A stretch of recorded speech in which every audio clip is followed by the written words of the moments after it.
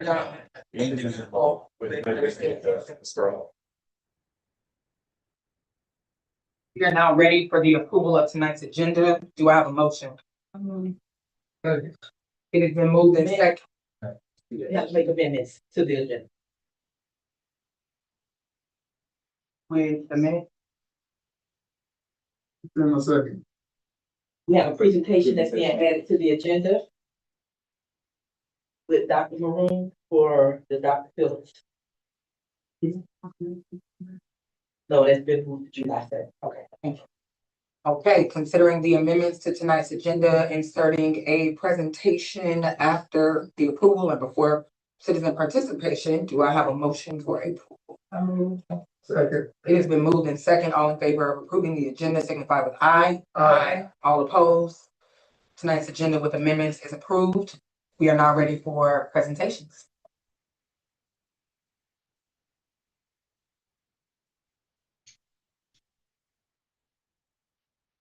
I was not expecting a news microphone, so here we go.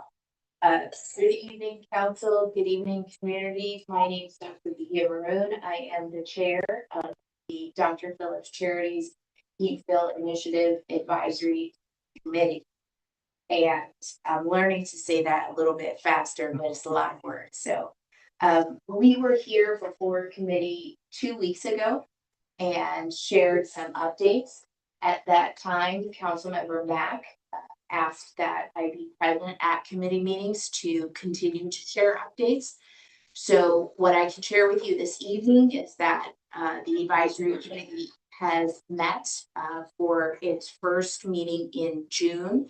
And during that meeting, we spent the entirety of the session going over what our mission statement will be. When we formed as an advisory committee, we had a draft mission statement, kind of guidance on a mission statement that was provided by Dr. Phillips Charities Board of Directors.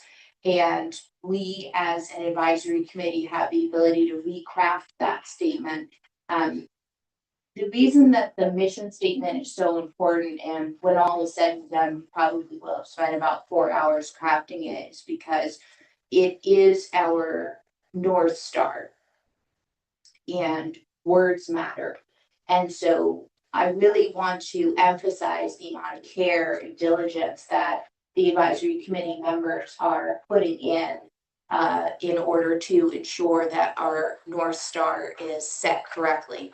I will say in addition that our advisory committee members are going to be participating in a dinner for June 19th, Juneteenth, on Friday, and that is a dinner being hosted by Easteen, and then other committee members will be participating in events on the Hungerford site on June 20th. And I share that just to say that, as I said at our last update, our role as an advisory committee is to be spending this period of time participating. It's really participating.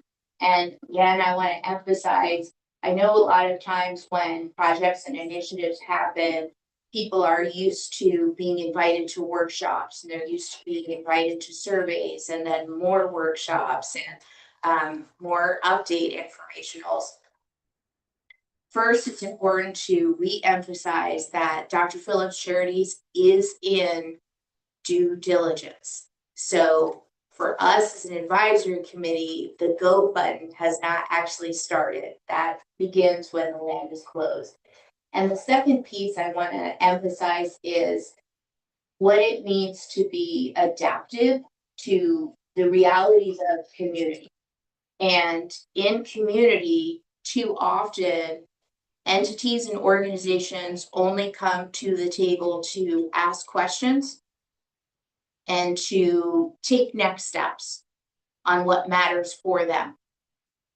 As an advisory committee, we believe it is our responsibility to do things differently. We believe it's our responsibility to be in community, to go to events, to participate in things that are already happening, and to be listening on a regular basis, and to be coming alongside events that are already taking place in the community. And the last thing I'll say is that it was really an honor to participate in the Revive Door Fest. While I didn't participate as a member of the advisory committee, several other advisory committee members were there in support. Council members were there in support. The mayor was there in support. Many of you were there. And again, it's a really wonderful moment to recognize the way that we can all show up and collaborate together and share space together and be moving toward the same goal. And we look forward to more of that in the future. Maroon, Thanks so any much. questions? I just appreciate you coming here, you know, on your busy schedule and just giving us updates. I think it's engaging for the community to know and just capture everything that you guys are gonna bring to the table. That way we won't be behind the 8 ball, or anything that's gonna come before us in the future. So thank you so much for coming tonight and congratulations to the next season winning.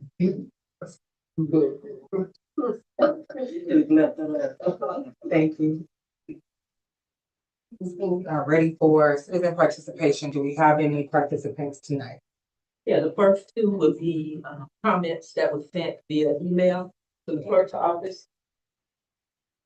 The first one is Qualana Pickard by email. I'm hoping I'm pronouncing that correctly.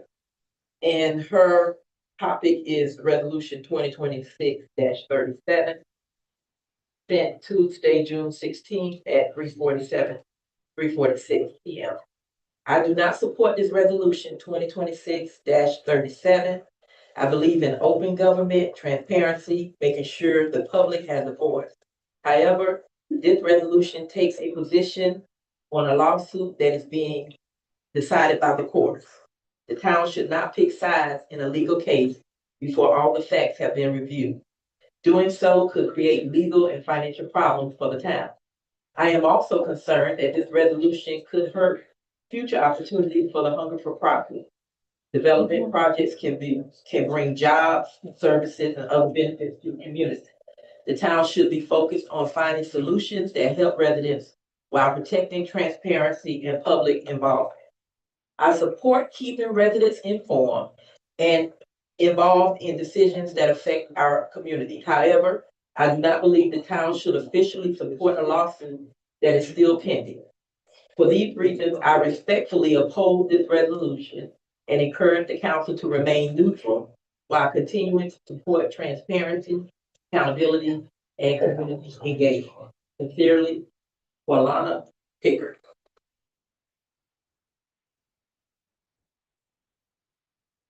Second email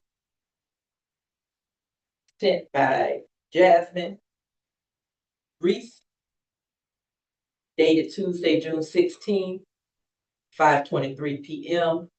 Good evening. My name is Jasmine Reese. My husband, Chris, and I are Eatonville residents and would like to make sure you hear support for the plan Dr. Phillips Foundation has agreed to for the Hunger for Property. We do not feel that the council should join the PEC lawsuit. It creates a conflict. You can't be planners for the property and also be the same people asking to stop the deal. From my understanding, the deal is done. We need to move forward and make the plans to improve our community. I also have a comment regarding data centers. These centers are explorative. They destroy the environment. They use excessive amounts of water and electricity. We already have one. I do not want our town council making any guidelines for more of them to be built. Our third public comment will be Brian Novick, if you can come to the podium.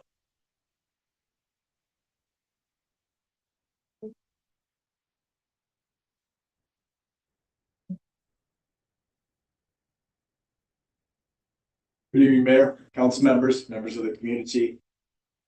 I'm gonna jump around a little bit on the resolution, so please bear with me on this one. I think it's item 5, resolution 2026-32. First and foremost, the operative clause names the CRA as the enacting body, not the town council. So I don't think that that's right in this setting, but A resolution also cannot compel a private developer to disclose anything. That requires a code provision or a development agreement condition, not a resolution. So just wanted to make that part a little bit clearer for everyone. Item number, I think it's 6, for the Development Review Committee. I think you guys already have one, but there are problems should you ever think about enacting this and going down this path. Number one, you've named the PEC to this DRC while actively litigating to void its transaction. So this committee would review something that's in litigation to stop. There's a finance person and an unidentified infrastructure developer that are not really compliance functions for this role. So any adverse DRC findings would basically be pre-impeachable the moment a land use attorney points at that roster. So you might want to think about that should you choose to enact such a thing. Item number 7, which kind of goes into I think item number 4 on the agenda. You guys are tonight going to vote to simultaneously fund development consultant, which what is this person going to do that your town planner cannot already do except waste money? You're going to create a development review committee, and then you have a resolution to formally demand the underlying transaction be, and I quote, halted. The first two only make sense if the sale is going to close. The third seeks to prevent it from happening. These cannot be the town's position simultaneously. Which one is it? Are you putting together review bodies to support development and support the community? Or are you putting together resolutions to get on board with PEC and call into question any future review that you might make? As Tara told you during workshop, you don't need to concern yourselves with a seat at the table. You are the table. You have full functional authority on everything that happens through HPRD. You already have a resolution in place that allows you full governing body over the entity. Thank you.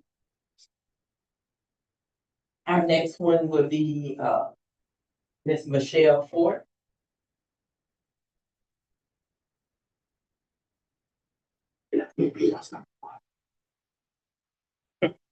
Yeah, good morning. Good evening, everyone. My just concern is on Florida Senate Bill 484. And it goes to Councilman Randolph, your resolution in regards to the data center. There is already that Senate bill in place which establishes requirements concerning the regulation and review of those facilities. Given that it's a state law already and it addresses the data center development, are there some gaps or deficiencies that you're using this resolution to address? Has the town attorney reviewed that resolution to determine whether it's consistent with state law or if there's any exposure to the town? Because if it's not needed, then we don't have to have the administration to have meetings when there's already a state law. So that's my question. Is there a difference in your resolution with the state law? That's my question. I know short and sweet, right? Thank you. Now we have James William Jr.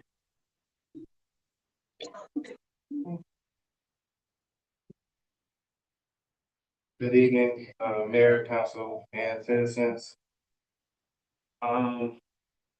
Really, I'm just here to speak on what is my frustration with the council. And I just want to know, when are you guys gonna get serious? Like, for real. You guys have been wasting time for the last several months. Wasting time with things that are minuscule, very small. It's been all about emotion, not actually about business. You guys are acting out of emotion instead of like with logic. And you handle business with logic and not emotion. Like, this is not a fair when you guys get up here. Like, when are you guys are gonna think about the actual citizens and residents of Eatonville?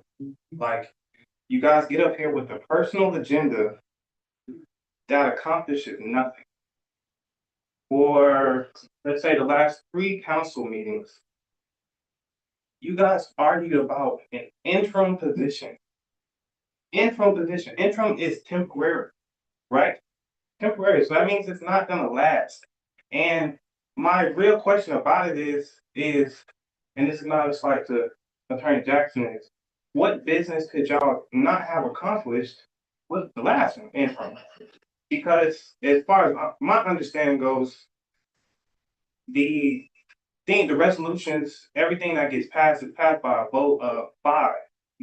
And that's from the council, not a vote of 6, which would be the lawyer. So how did you not get business done with the last lawyer, but you guys go crazy over the interim? And to hire another interim, so which means that you guys have to go through the whole process again of actually looking for a permanent lawyer. Like, is that not a waste of time? From my understanding, because you could still got business done. And then also to concern yourself with a lawsuit that you actually don't have to be involved in, because if the lawsuit wins, then you still get to accomplish whatever it was that you were trying to accomplish anyway. If the lawsuit loses, then guess what? You still get to build on the relationship that you guys already started to build with Dr. Philip Charities, which in the last council meeting, you guys talked about how you feel like we will be able to move forward in doing that. But if you get involved in the lawsuit, I don't think that you guys are thinking about the ramifications of what could happen if you lose. Like, what is to keep Dr. Philip Charities from keeping their promises if you guys are going to stab them in the back? So I just really just want you guys to start thinking with logic instead of y'all emotions and actually handle business. Thank you.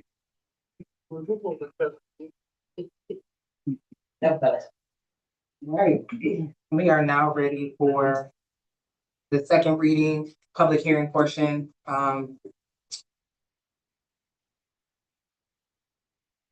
The approval of the second reading of ordinance 2026-4, establishing water and sewer impact fees. Madam Clerk. Ordinance number 2026-4, for ordinance of the town of Eatonville, Florida, amending chapter 43, impact fee of the Town Land Development Code, adopting the town of Eatonville water and wastewater capacity fee study dated May 13, 2026.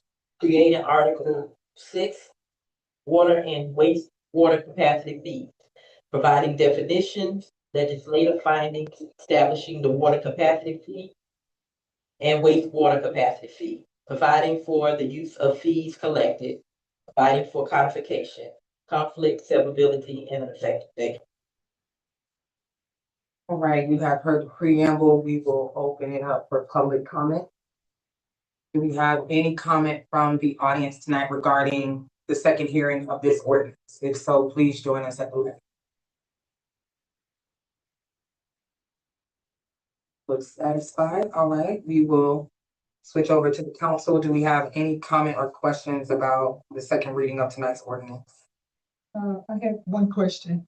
Yes. What's concerned, is this just residential or do we have it broken down between the residential and commercial?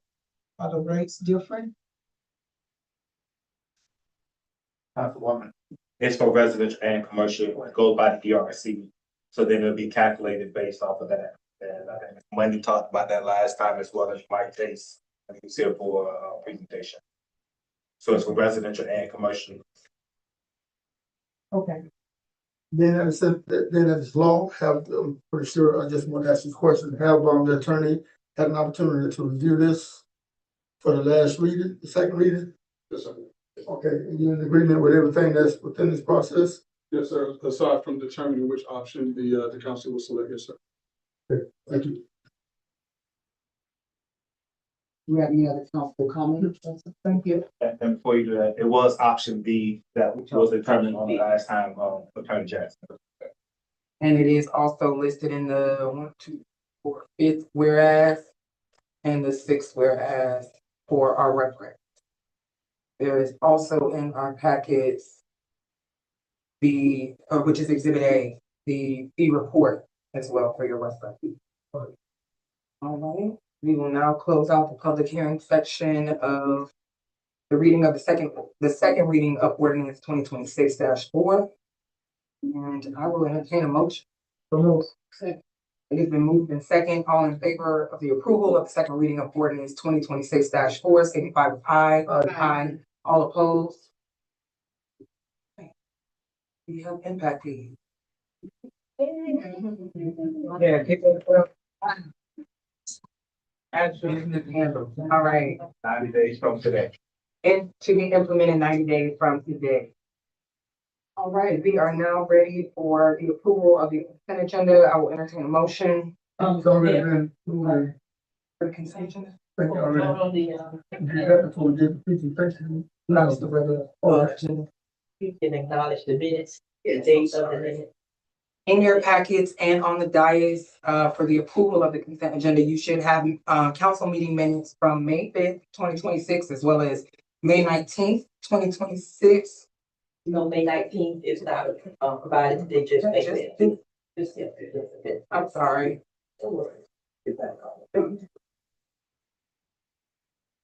Apologies. We have minutes tonight for approval for a council meeting on May 5th, 2026. I will entertain a motion.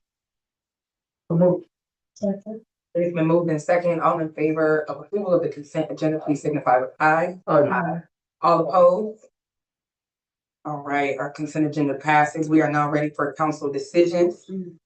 First decision we are handling tonight is the approval of the reallocation of funds from the deputy chief's salary based on senior tenure employees from the police department and town employees. We are ready for the preamble, Ms. King. There's no preamble for the deputy chief salary base. It's not being approved by resolution. However, there is in front of you a revised copy from the copy that was in your pack. We have Chief at the podium. Councilwoman, I know this was your item. Would you like to address it before Chief comes up? Chief can address. Okay. Okay. Good evening, council, citizens. Having a discussion from the last year, the deputy position was frozen. The balance of $69,000 looked at, from the 10% increase that went over to 2025, by request of Councilwoman Randolph, and then the council voting that money be reallocated back into the troops. So I was able to sit down and work with her and some others and put together, Mr. Daniels, what we thought would be sufficient. You kind of create like a step plan based on the years of service, but also an evaluation, how they operate within the agency itself. So as you see here, it puts us in a position where there's no money coming extra out of the contingency or anything like that from the town itself. This money has already been allocated to the department. We're able to just disseminate it to all my guys. Just to add some insight to why I thought it was very, very necessary at this point. Some neighboring municipalities have already went to some increases. They allowed just went to $64,000 a year for a police officer. And I would add, they don't have any commercial property at all. Oakland is compared to us, they're about 55,000. Edgewood is getting ready in October to bump up to 57,000. So as you see, there's a lot of what we call competition, if you will, between the agencies and operating. The reason I bring this up is that I want to just let everybody know, we're not better than any other department in the town. However, we are very, very different. We're 365 days a year, 7 days a week, weekends, holidays, and we're hurricanes. So with that being said, to increase that morale and keep quality people, I would rather be able to keep what I have and just keep recycling every 6 to 9 months. Then I have to retrain all over again, get them all trained up, and guess what happens? They want to go where $80,000 is. Now, they may or may not make it, but during that time frame, I'm now having to bring someone in and retrain and do things all over. Most of our officers now have less than 5 years. So that means they're young, they're still learning things, they're still gravitating things, we're getting them to proper training and understand. Most of our supervisors are well over 10 to 15 years, and I'm already progressing and already projecting my 2027 and my 2028 budgets because we know what's happening with all the things up in the state of Florida. That may or may not happen. But with that being said, I still think that we have an opportunity here. And if we look at the way it's going to be designed, even though it was $69,000 for the year, we'd only be using from June 14th to September 30th because we have a new budget kicking in October. So we necessarily wouldn't be using all of that $69,000 in a short period of time, because of the time frame we're down bringing it for the board. So I ask that you at least review it. I love what they're doing. I think we got a great police department. I'm excited about the things that they're doing, and I think it's a great opportunity to just let them know that they're appreciated. I will say this: crime is down 50% over the last couple of years.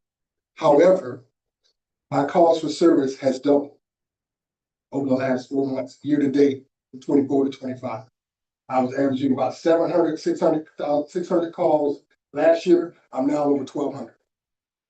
We have an addition of complexes. New people are moving in. They're starting to fill up.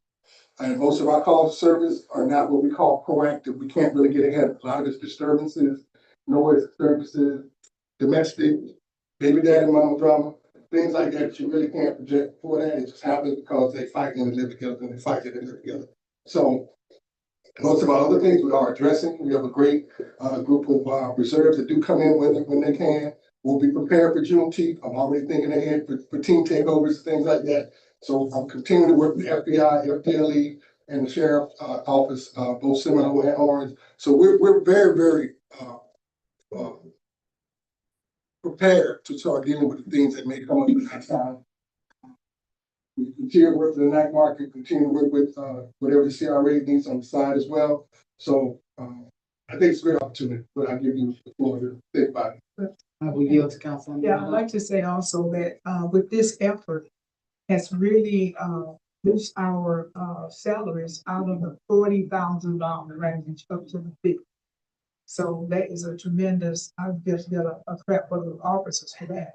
And because I don't know very many municipalities paying officers in the $40,000 range. So this is a very good strategy to put more investment into our community, our officers. And I learned so much every time I go to the police department. And I would encourage anyone, if you're interested, especially council members, to sit down and talk to people. Because there's some things that we probably just assume that they're not doing, they're not covering, but there's a lot of territory. When he explained a lot of the schedule that he has, so he has to spread things out. Now he has more calls. He gave me a printout. I was very surprised. In the month of January, they've had over 700 calls for this one town, 700. He's running to the low 6, 7, and 800 calls just for a month, where it was last year was down to like 4 or 5. So everything has picked up. So very good, Chief. And I want you to know, he did not assess anything allocated to the chief's salary. He wanted to make sure that all his officers were taken care of. And I think that was outstanding leadership on his part as the chief. He wants the best for us. So we want to say thank you very much. Thank you. Yes, Chief. I know we had this item before us on last council meeting, and it's Can I interrupt you right quick? sorry. Can I get a motion on the floor? I move. Any question? Second with questions, Councilman Mack. Yes, how do you guys anticipate on spreading these funds amongst the police department to where I know it's $69,000. We don't anticipate on spending the entire $69,000 because of the physical year that it won't cover, because we're going right into budget, right? Which would consist of us, going back to the theory of giving another raise, perhaps. I do welcome with giving the police department pretty much anything that you're recommending, as long as it's making sense, feasible, because you guys do a lot of work in this community, you're protecting this community, just as well as this council. That's my job, to make sure that this town is protected. But what are the funds gonna look like going to each officer? Like, how does that look? Well, if you look at the diagram you have. I don't have it. Okay, now, I have it now. Is it the updated plan? That updated. It'll give you a dialogue of each officer, what their raises were. Some of it was, a lot of it's based on not just tenure, but also position. Where you might have a corporal, you might have a sergeant, depending on the years separated of time, we were different, and according to evals. You got evals very early. They were taken into it, and I'll just add this, so you see it, and you see one officer that's lower than everybody else. But that particular officer is on a PIP. So because he's on a performance improvement plan, even though he's a good officer, he's just young. I did not feel he was eligible for the full entitlement because he needs to work his way out of that and understand the importance of what he's doing.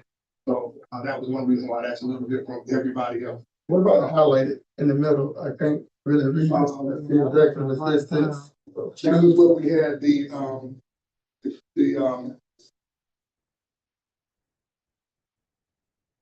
you have the records and your evidence. Right. Is that something that we already got established? So the year of that was, there was a records position already there. And we did not have an evidence position by doctrine. That one person was doing two different things. So during our audit, we realized that's a terrible conflict of interest. Person's putting in the stuff, but the person's also handling the stuff without oversight. And so we had the recommendations made to us. We really needed to separate that, as most departments do. We were able to do that. Taking a part-time person and making them a full-time, which instead of moving it to the 40,000, it was only $20,000 we had to use, which in reality, we only had to use $6,000 in this time frame. And also what I noticed is code enforcement, I know he's been here for some time now, and I noticed that he hasn't gotten any funding for what you're recommending with the salary boost. Why is he still the same?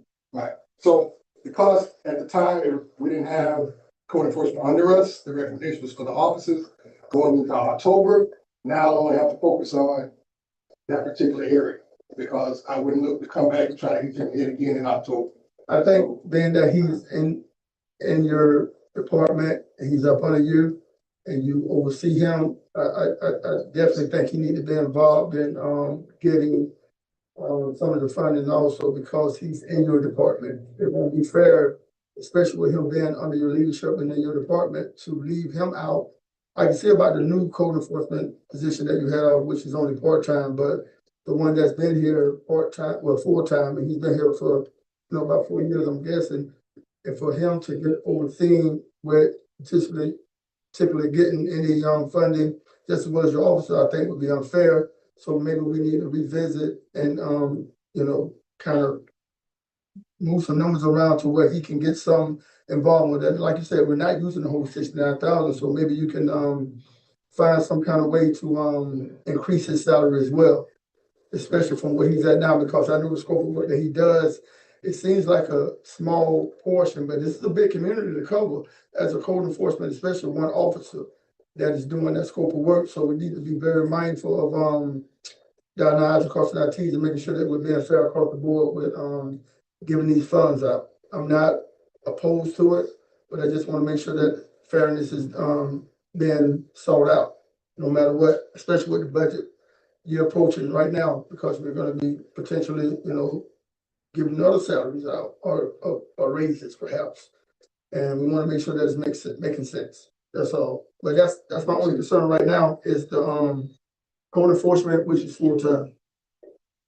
I'm going to bringing in the part-time. She is, oh wow. When I said wealth of information, she has 25 years experience from code enforcement. I understand that, but I just wanted to add that. Yeah. I've seen that, but since we're talking about it, I just want to add to the council's knowledge of what we did with the part-time person, because we had never talked about it. right. I've explained who she is and what she brings to the So table. that was gonna be one of my next questions. Did we hire anyone? Because I was in the She was coming from there. there. She's already working. She actually helped write the SOPs for One Park. She worked for the county for a very long time. She's retired. She was very good with part-time, didn't want anything full-time, but she's coming and she's hit the ground running. She's already shown our full-time officer some ways of how he doesn't have to take the high heel. It's already kind of put in front, so she's already hitting the ground. Awesome. I had a question that I had a concern when I was there at the police department. The code enforcement officer, I wanted to find out whether or not was his hours moved over to the police budget yet? Or because that will offset the budget for the police department. So when he was under the town, where those hours were allocated for the pay, for either the pay, was that sent over, or allocated over to the police department? So code enforcement. Code enforcement, yes. It's up on his own budget, but he's reporting to the chief. Yeah, but I'm saying, what has that been moved over to the police department, because it was under the town? That should have been allocated to to the police department, because But it's on his own sub department. when we do budget, come September, when we're doing budget, even before that, when we're sitting here doing workshops, and you gotta think now, I go line item by line item, and when we're coming to this budget hearing, which I want to be approved without any compensation about it, we want to make sure that this is in place. This code enforcement department that is up under the police department now, which is up under your leadership, it's gotta be added. Like, why wouldn't it be added to the police department? Why would it be still up under planning or CRA or whatever? It's under the police department now, so that's gotta be associated with the budget that we got going into this next fiscal year. And when we don't have that, that's gonna offset everything, and we're not gonna have a balanced budget because of that. So we gotta be very mindful and think about everything that's in front of us when we're dealing with these numbers right here, especially with the numbers that we're gonna be dishing out now. Exactly how much are we gonna be dishing out in terms of all the officers that you wanna give this hike to? For the time frame of now until September 31st, you'd be looking at a total of about $6,914. Okay. So, Mr. Daniels, I can ask if you can check into that, make sure that we can do that retroactive, so that employee moving over to the police department, so that way the money the money follows, to the police department. Because I'm not too sure if it's still in our budget. I'll check that, Councilwoman, but the code enforcement officer was already allocated in the budget, because by law, if we paid him and he's not in the budget, then we have some serious issues. Absolutely. So he's being paid. So I think, to answer your question, you're saying you want to make sure that he's aligned up under the police department and not in a sub department somewhere else. Right. That's what you're asking. Yes. I can follow up on that. So, I'm sorry, Councilwoman. Yeah, okay, yes. So, and this precedes my inauguration, but during budget cycle last year, was this position not already? It was moved over It was moved over during budget, before. so it was moved over before budget. Yeah, So in theory, the line item should have gone, Into the okay, and that leads me to my second question, because in the packet. I don't know what, I'm sorry, Mayor, it was moved over because that was within the budget guidelines that we wanted to do. But I mean. They recommended that the code Not enforcement. the be budget, the moved- position. The position, I'm sorry, the code Right. enforcement be moved over to the police PD. department. Right. I wasn't in favor of it because I felt like the police department that's our biggest budget. And I think what we need to do too, going into this budget cycling, is create a planning department like we had before in the past, while he can be up under that. I feel more comfortable with the code enforcement being up under the planner. Not that he's not gonna do the significant job that we need to do on the police department, but I think if we create a planning department like we had in the past, that would be a little bit more sufficient than what we are doing now. And then the oversight would be whoever the planning department is, whoever the director for planning is. Because we did have a director for planning. My question was gonna be, when that was moved, when the position was moved, should we not have done a budget adjustment? Should have it. Okay, which But leads me it was to, during I the think we're budget, doing they budget said it was time. during the budget process, so Yeah. it should have been placed there during that time.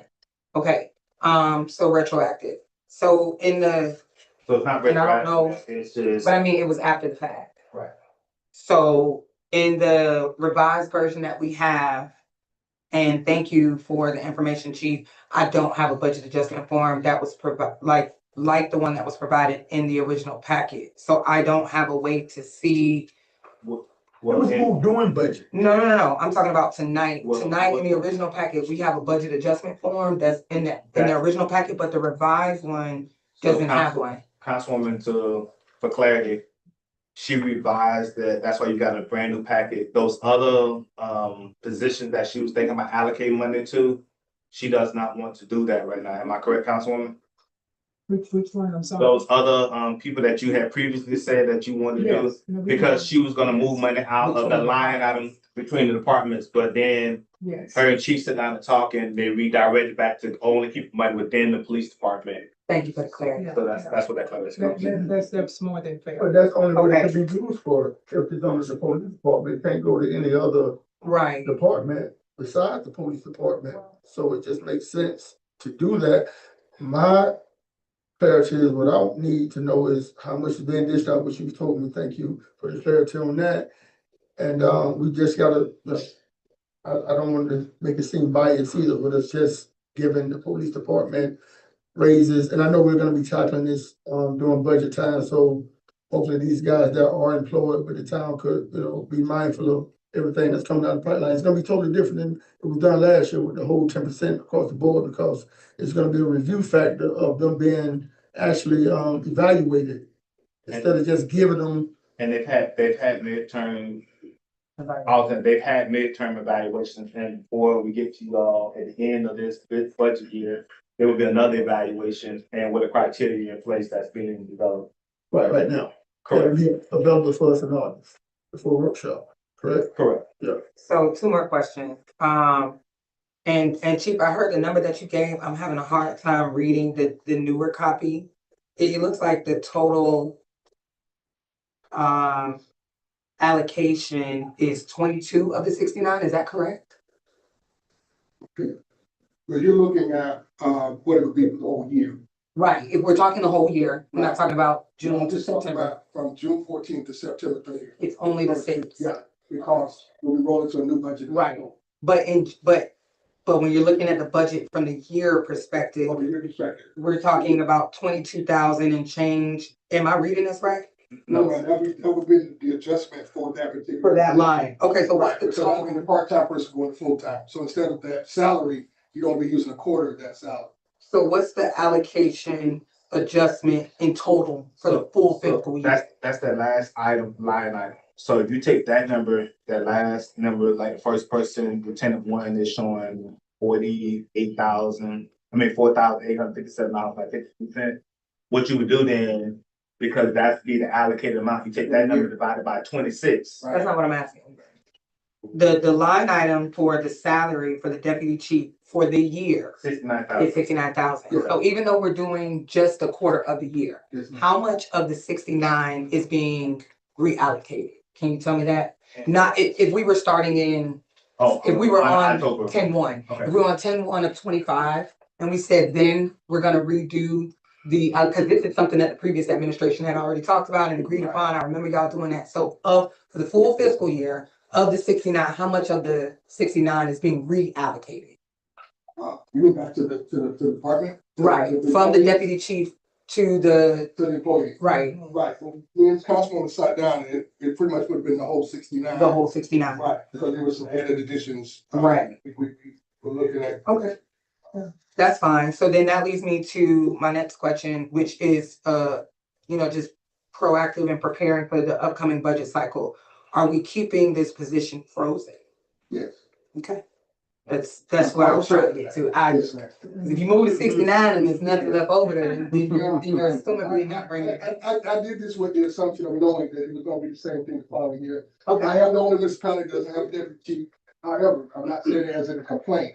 I'm just saying, right now, I just need my guys to give it a need to get, so they can stay motivated to do the job. But we'll jump there, break it down. Thank you. How many reserve officers do we have? Currently have 6. Do they all work? Various, some were corrections, some have other bit, How often do we use? Because I know they're free whenever officers. I can get them. They'll all be here for Juneteenth. What about throughout the year? Like, what about besides Juneteenth? Like, are they available to work? I know you say they're working Yeah, different. it varies. They give the schedules of work when they can, because they're reserves. So most of them already have full-time jobs, their own businesses. They're just willing to come and volunteer their time. They have to do 24 hours for those even need pay. 24 hours is all volunteer hours. Reserve officers. Sir, Are we looking to add more reserve officers? well, I want to stay at that number because I still have to factor in equipment, radios, cars, guns.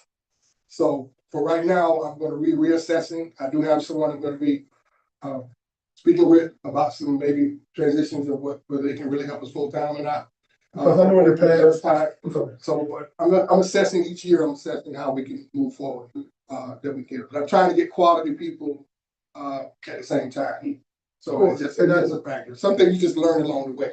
When people say one thing in an interview, you know how it works. Right, and I know when they first come in the door and they get comfortable, and then as long as I sat up here, we've never had a chief. We've always had, we always had a deputy chief. yes, How long you been the chief now? About 3 years? 3 years and About 3 years. Prior to that, we didn't have, and I've been up here 10 years, and so the 7 years that I was up here, we didn't have a chief at all. We had a deputy chief, right. but we didn't have a chief. And my question always is to him, pretty much every council meeting, where's the reserves? And he had quite a bit that he had used. And the reason I say that is because the reserve is making things a lot more feasible for the police department because, and I understand you say you want quality work, which I get, you know what I'm saying? We want quality officers that are connecting and communicating with the citizens in a way that they need to. And I want them to be able to grow with them also. But we're talking about saving money and saving funds within the police department, which is the highest department in terms of budget. During our budget cycle. So we just need to be, careful on how we're spending money and how we're dishing it out. Do I believe we need to protect ourselves? Of course. Do I believe you're doing a good job with putting people in place that need to be put in place? But we need to concentrate on getting more reserve officers. So if that's something that you can work on, quality reserve officers. That I know we got a lot of kids coming out of the academy that is hungry and qualified to come in, just get that career started. So just need to be careful on how we toss money out. So that's one of my main concerns is making sure that we get more reserve officers in here. And that's the place. And we have to recognize that there are a lot of other departments who offer a lot more fruit off the tree. So at the same time, I still want the same thing that they want. Top quality people. You deal with people's freedom and possibly their lives. I'm not. On the 2026 Global Books. Sorry, was that me? I get it, but like I said, though, we just need to be a little bit more strategic. And I get that, you want quality workers, but I feel like it's a lot of quality work. We ain't telling you to get all officers as a reserve because you got to be trained somewhere, right? We all started off somewhere, right? We didn't just jump into a job and had the experience. Some did, but you have to put your foot in the fire sometimes and learn. I've been on my job almost 30 years. I didn't know what I was doing a whole lot of times when I first started, but I'm an expert at it now. So and they go through an LTO program. See, a lot of that folks will realize if they're not consistent enough, it delays their being able to go solo. Because if they can't meet the criteria that's necessary, then they're gonna still have to ride with somebody, be with somebody. See what I'm saying? Until they can meet that criteria of being on their own.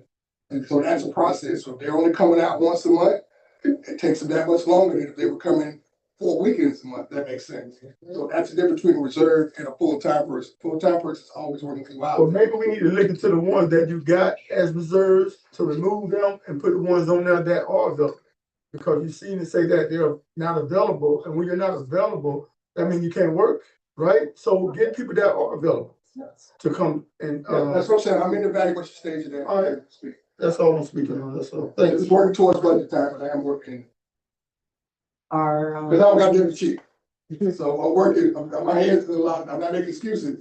And that's another thing, we need to definitely move forward with getting a deputy chief, and I think you got more than maybe 2 people that I can think of on the top of my head that are well qualified to serve in that capacity whenever that comes before us also, in my opinion.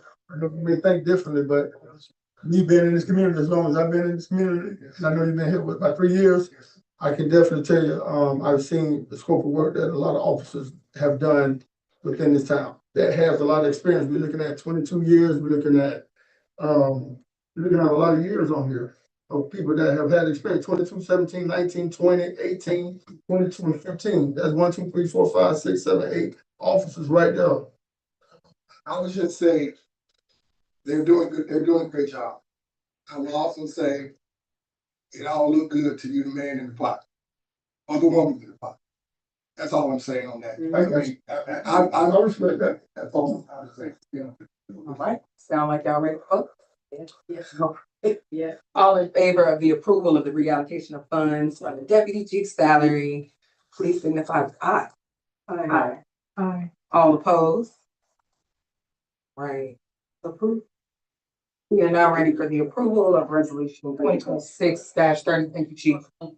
The appointing of an individual to the TOCRA. Ms. King, the preamble.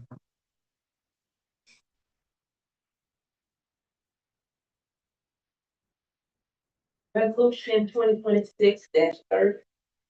Resolution of Town Council of the Town of Eatonville, Florida, appointing individuals to the Town of Eatonville Community Redevelopment Agency, TOCRA, provided for conflict, severability, and an effective date. And Mayor, just want to remind you that there is additional application in front of you. Right, that was provided to us on the dais tonight for your reference. I will entertain a motion. Hold up, You need a hold point. up, yeah, I'm like, what's going on? You gotta have a point. You gotta, I think last time every individual had their candidate, so mayor, being that you are the mayor, I guess you can start it off right last time and then whoever continue to want to do it after that. Well, last time we had everybody come to the lectern to just give a little bit of background. I think we've heard from everybody except Miss Greathouse, who I did see, I did see her. Miss Greathouse, at the last meeting, when this came up for discussion, we gave the applicants an opportunity to speak at the lectern if they wanted to give a little bit more detail about why they might have been interested in serving on this board. Would you like to speak?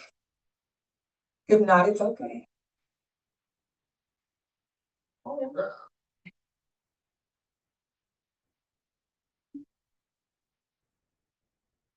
Good afternoon.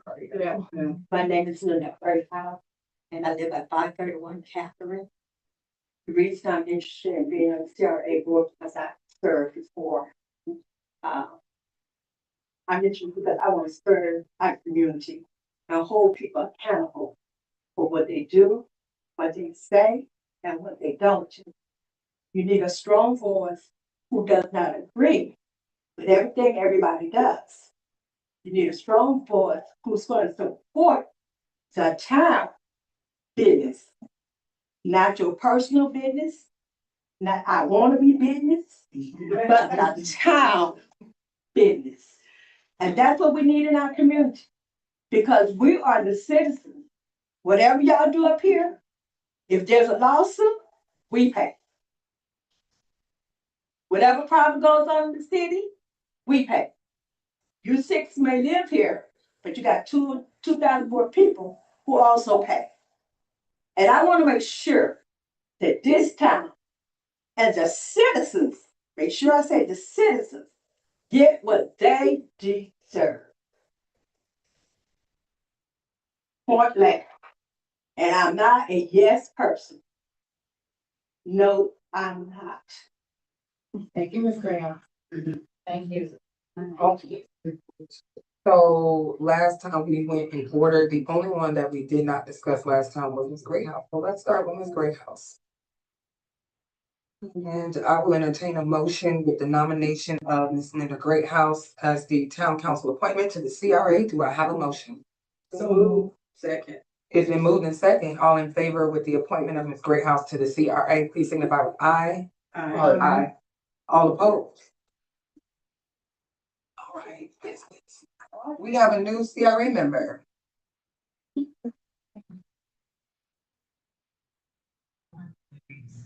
We are now ready for the approval of resolution 2026-31, authorizing a funding request for proposal for development consulting and advisory services for the town.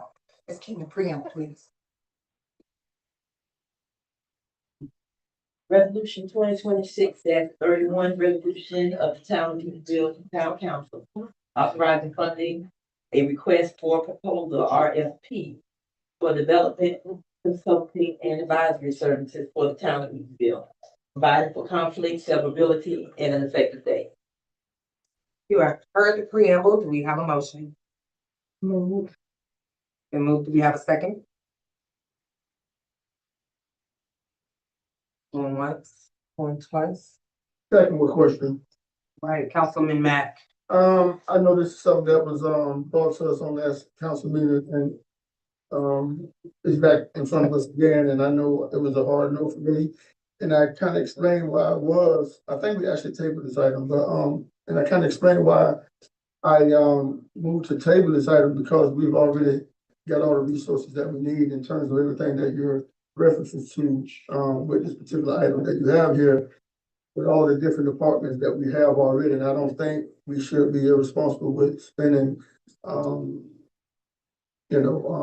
citizens hard-earned tax money on something that we already have established. So I think we need to be very mindful. And Ms. Council Randolph, I definitely agree with a lot of things that you bring to the table, but I'm totally against what you're trying to propose right now because of all the resources that we have in place. And if I can have the CAO kind of speak on it because he spoke on it last time, we can kind of make it a lot more clear on why we need to go the direction that we need to go with you. So Councilman Mack, as Ms. Solomari spoke of, we have people in place, so we have a planner. I've talked with Attorney Jackson. We have our public works and all that. When that process starts happening, those people are the subject matter experts for the town. As we need people to come in, then we'll bring them along. So along the way, if it needs to come to that point, then it will. But as of right now, without having a proposal in front of us, I can't see why we would have to go through with adding a consultant in. But it's up to y'all. It's y'all decision on what you all like to see. And I would also like to add also, I think if we come to the result of having to go and get certain experts and other people of that nature to bring in perhaps to probably, do RFP, we can go about doing it that way. I don't think we have to initially do it now because it's not gonna make sense. But if we do it, it's not gonna cost us anything either. So I think it's almost like straddling the fence. So It supplements. So someone I'm gonna use Attorney Jackson. I'll use Attorney Jackson. Right. He has dealt with land development and all those things. So if it comes down to this question, what he would do right now, either way, he would call another attorney, someone that he knows has land development, and say, hey, blah, blah, blah, blah, blah. Right. And then that may add on to his bill or whatever. So we understand things like that may transpire. right. So like I said, though, at the end of the day, I think we just need to be very careful and mindful and responsible about spending taxpayers' money when we're dealing with situations like this. I like the idea that you come up with something to, protect the integrity, I would think. But I don't think we need to move forward with doing anything that's gonna cost the taxpayers money, with particularly creating something like this right here. So I think if down the road we have to do it, yes, but now I don't think it'll be, the right thing to do. That's just my opinion. Okay, yes, thank you. Thank you very much for, your views on that. If it's something that is not going to be, needed at this point, if we have the qualifications for those individuals in place that can perform these services. This is what I was hearing at the last meeting. Is that correct? Yes, ma'am. Okay, so if we have that already in place, I would not want to duplicate anything extra over than what our intent is. I want to make sure that we have qualified individuals.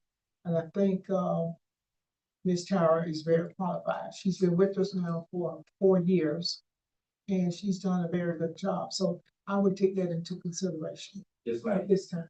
Yes, ma'am. And I think what I'm hearing is, well, for me, my problem with it was we're not being communicated with enough. You see, so Councilwoman Randolph, from what I'm hearing, that's why you make us feel like we need more. So I think what we could benefit from is getting more reports as to what's going on with the developments from each department. Perhaps we need to hear more from the departments as we move forward. Because we were feeling like, we've been blindsided up here on this board. And Councilwoman, that's noted and that's received, but we have not received anything, so I cannot create something I have not received. So as that information starts coming in, Ms. Solomar, if you recall, when she did the other one with the 5, like she told you, she gave you 75 pages. So as documents start coming in, you will be getting updates, not only from Ms. Tara, but then also the attorney will be giving updates. If chief has something with public safety, public works and finance, there will be detailed reports, but as of right now, we cannot create something that we have not had a submittal on. But even if you just let us know that there hasn't been any updates, like, that's better than us just sitting here in the dark, right? So what it does for me is make me think, okay, well, maybe we need to bring somebody else in here because we missing this or we missing that. Just update us, as to each meeting, let us know what's going on with the development, so we don't have to feel as if we need more when we already have people in the departments that can handle this stuff. So what we'll do during that time, which Tara and I have already talked about, a template will be designed. You will be getting outliers or milestones as that happens. But I receive what you're saying right now, that y'all want to have an update right now, even though we haven't had a spell. So we'll start doing that. Correct, and even when the young lady came in, Dr. Maroon today, like, you can, we just need to hear more. So real quick, It's not what they're signaling to me right now is that we're in the middle of a motion right now, and then we Okay, have thank a you. But we conversation. got questions. Well, Yeah. yeah. Okay. Motion also. All right. It was a question. Yeah. I'm gonna let Yeah, you I just wanted to Question provide is some in the middle of assurances. a motion also. I asked for to provide some assurances, because it is early in the stages and they're in their due diligence process. Dr. Maroon is gonna come to every meeting and give an update. Yes, ma'am. So that's gonna give you the information that you need at the phase that they're in now. But as they move into the development process, staff will have more information internally to provide. So I just want to give you that assurance that that's something that's been established. Thank you. I want to say that I do respect the board's, the members' opinion. But right now, I'm going to stand on this resolution. We can continue with, Sebastian, did you? I want to piggyback on Councilwoman Jordan. I think we should take Hungerford out of the equation. I think what I'm hearing is that anytime something is going on, it doesn't matter if it's Hungerford, if it's Club Eaton, if it's Tesla, whatever the conversation is surrounding us, whether it's development or just ongoings in the town, that y'all want to be updated. And I received that, and we will work on more transparency and more effective and efficient communication. I want to further that by saying that, and I know we're in the middle of a motion, so I won't get into the weeds on this. One of my commitments was to bring back stakeholder meetings. And I think that will not only keep us up to date as council, but it'll keep administration on their toes to make sure that we're getting out the information that the council and the community needs. And then it will position us to make some more informed decisions. So I don't want us to get caught up on Hungerford as much as I want us to get caught up on the principle of transparency and communication. So your comments are received. Any other comments before we call? Yes, I I'm just want sorry, to briefly Councilman say this because I can recall when you initially got up here, you had your staff come up here and do a brief summary or whatever was going on, and we kind of got away from it.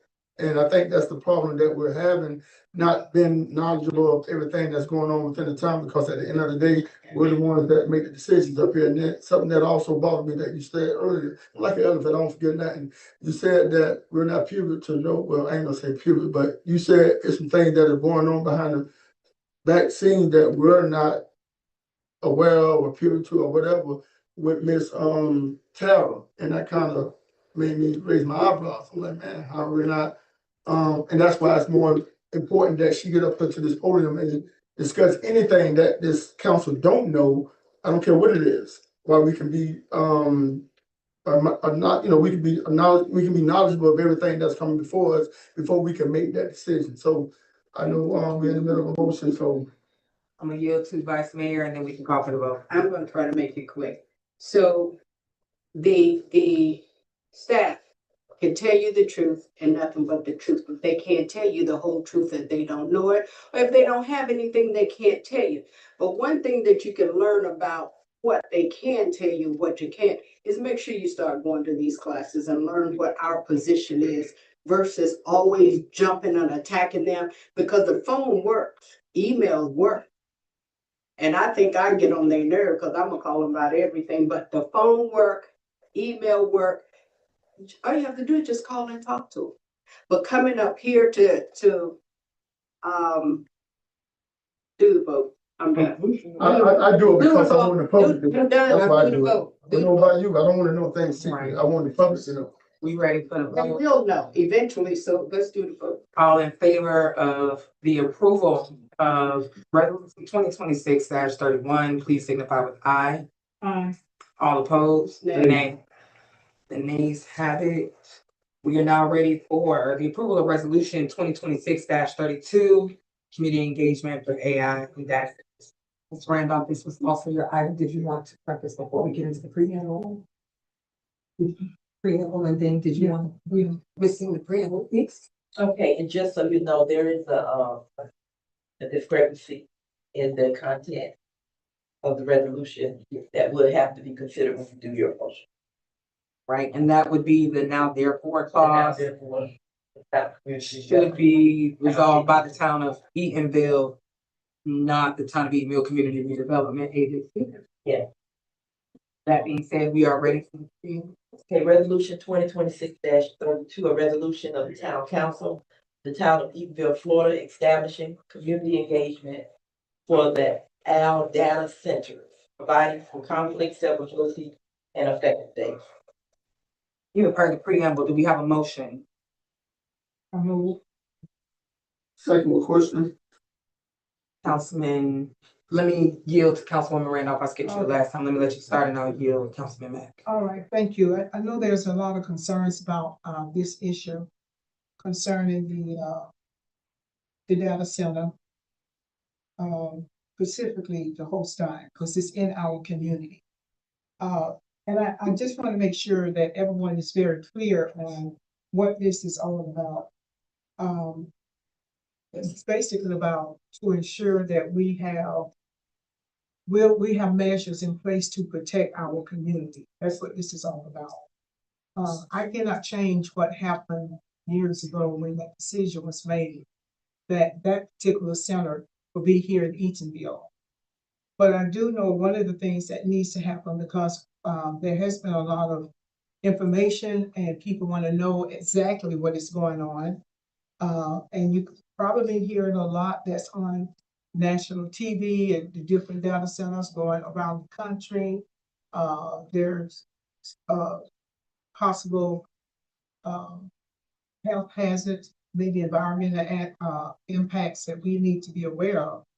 So I contend that we have not, as a community, received any education to our residents about the center.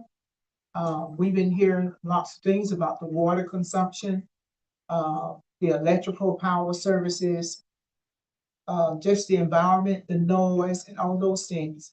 And this is just only something that we can make sure that the developer of the facility has been engaged, and the town, we are engaged together to make sure that we do as much as we can to inform and educate our residents on this issue. So that's basically what it is. It's to protect our residents and our businesses.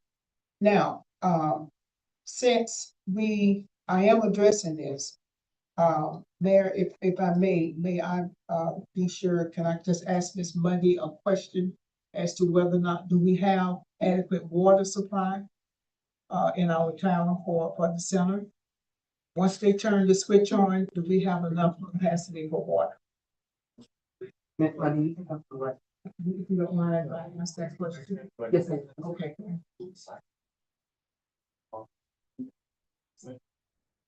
Good evening, Mayor, Council, citizens. We've looked into, and I've been working with UES to go back through the steps that they originally used to evaluate the data center. And they gave us numbers at the origin of the permit review. UES has come back and taken a look at that, and those numbers were pertaining to person count and not necessarily chiller flows. With the person count, we can accommodate the flows that they presented. What UES has to do in their process is to make sure, because a lot of the dialogue about water usage pertains to the type of chiller that they use to cool the servers and those types of things. That those type of equipment are the big water users.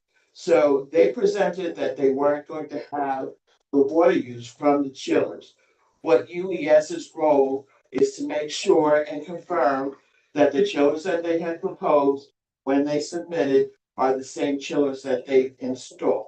So that is what we have to get the final decision before the certificate of occupancy. They've got to do the inspection and make sure what they said they were going to do initially, which was a closed system, which doesn't require continuous water usage. They have a water use and they recycle it continuously. It's not like the other high user of water demand. So that's what we're looking for, is a final assessment from UES to inspect and see that they did what they said they were going to do. So that's the position that we have to take right now, that UES has to do their job. Okay, and the other question that I have, I know some of the locations around the country were experiencing high electric bills among their residents. Is there anything that you know of that will be able to protect the residents from higher utility on usage and rates on their bill? Or maybe the power is going up, the use of electricity is going up. So on a lot of bills, a lot of the people are saying that they're experiencing high electric bills. So do you have any knowledge of anything of that that could occur in the town? Well, that's a relationship they have with Duke Energy, and I think it would be appropriate for Duke Energy to consult this body about what they're doing. They have a very complex infrastructure for power. All the transmission lines that are being installed, a lot of them are accommodating the data center. So I can't speak on that. I think that's very important. And we do have Lisa Karan, who is the government relations person, and I think they need to make that statement to the town. Okay, but overall, I'm not going to spend a lot of time on this, but basically it's all about community engagement. And I think a lot of this should come from the developer. And also on behalf of the town, we need to be involved as far as notifying residents that we have these workshops. So they can come out and ask questions, and that we will be more on top of the education about the center itself. Because I do believe in due time, all of this eventually is going to change due to technology at some point. But it's something that we have to be concerned with, that we have to deal with this in the now presence, and not later. Yes.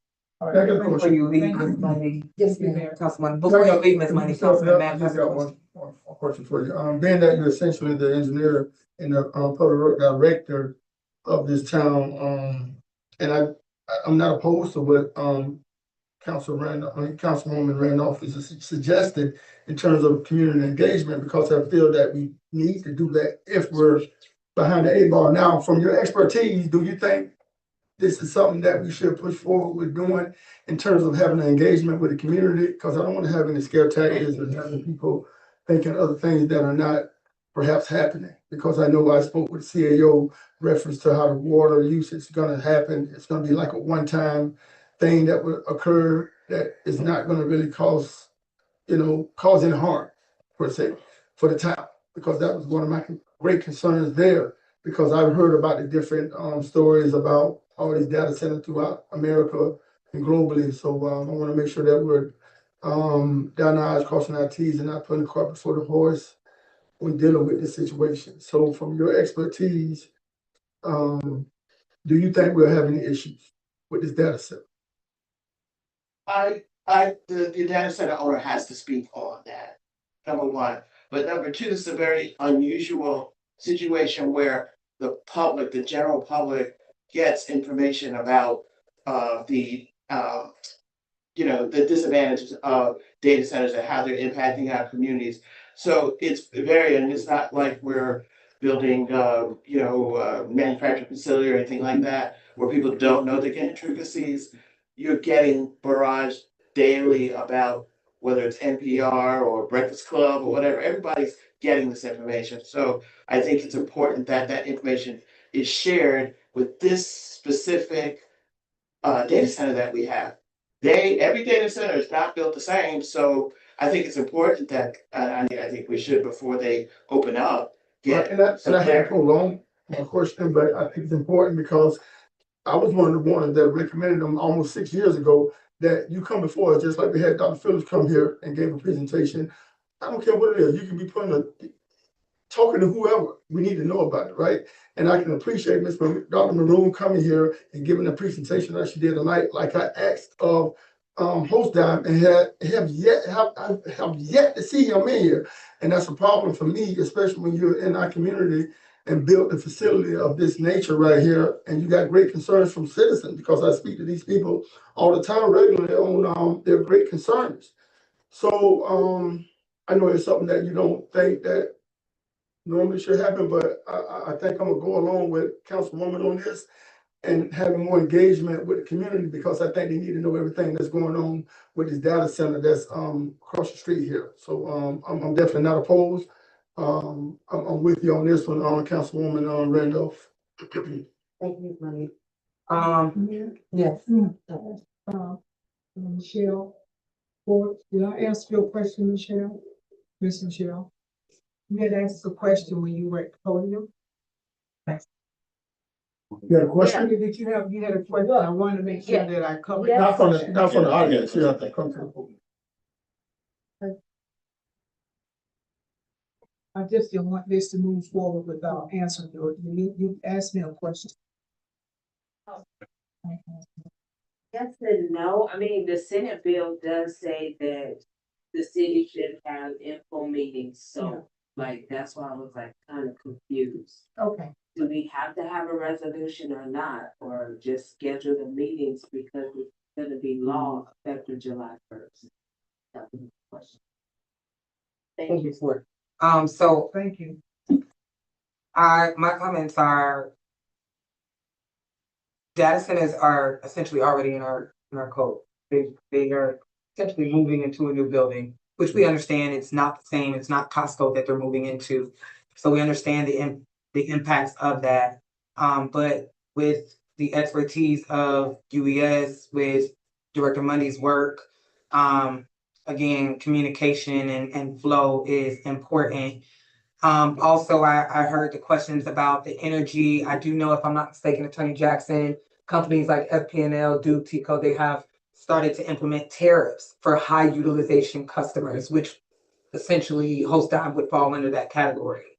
So it would be safe to assume that that utilization impact would not fall on the residents. Is that a correct assumption? Am I off track?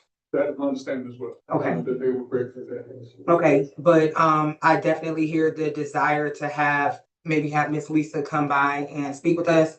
Now, Attorney Jackson and Councilwoman Randolph, maybe you can speak to this as well. I'm not really, I see in the resolution where we are attempting to direct staff to ensure that local developers publicly disclose the facility consumption of electricity.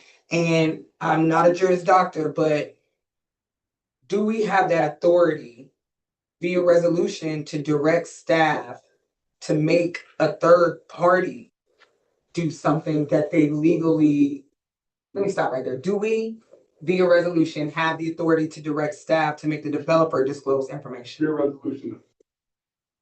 Okay, because I think that makes a difference. Because originally I was, Councilwoman Randolph, I wasn't 100% sure what we were trying to accomplish. I didn't know if we wanted to put together a board or if we wanted reports during a stakeholder meeting or something of the sort, or if we wanted to have them come to a council meeting.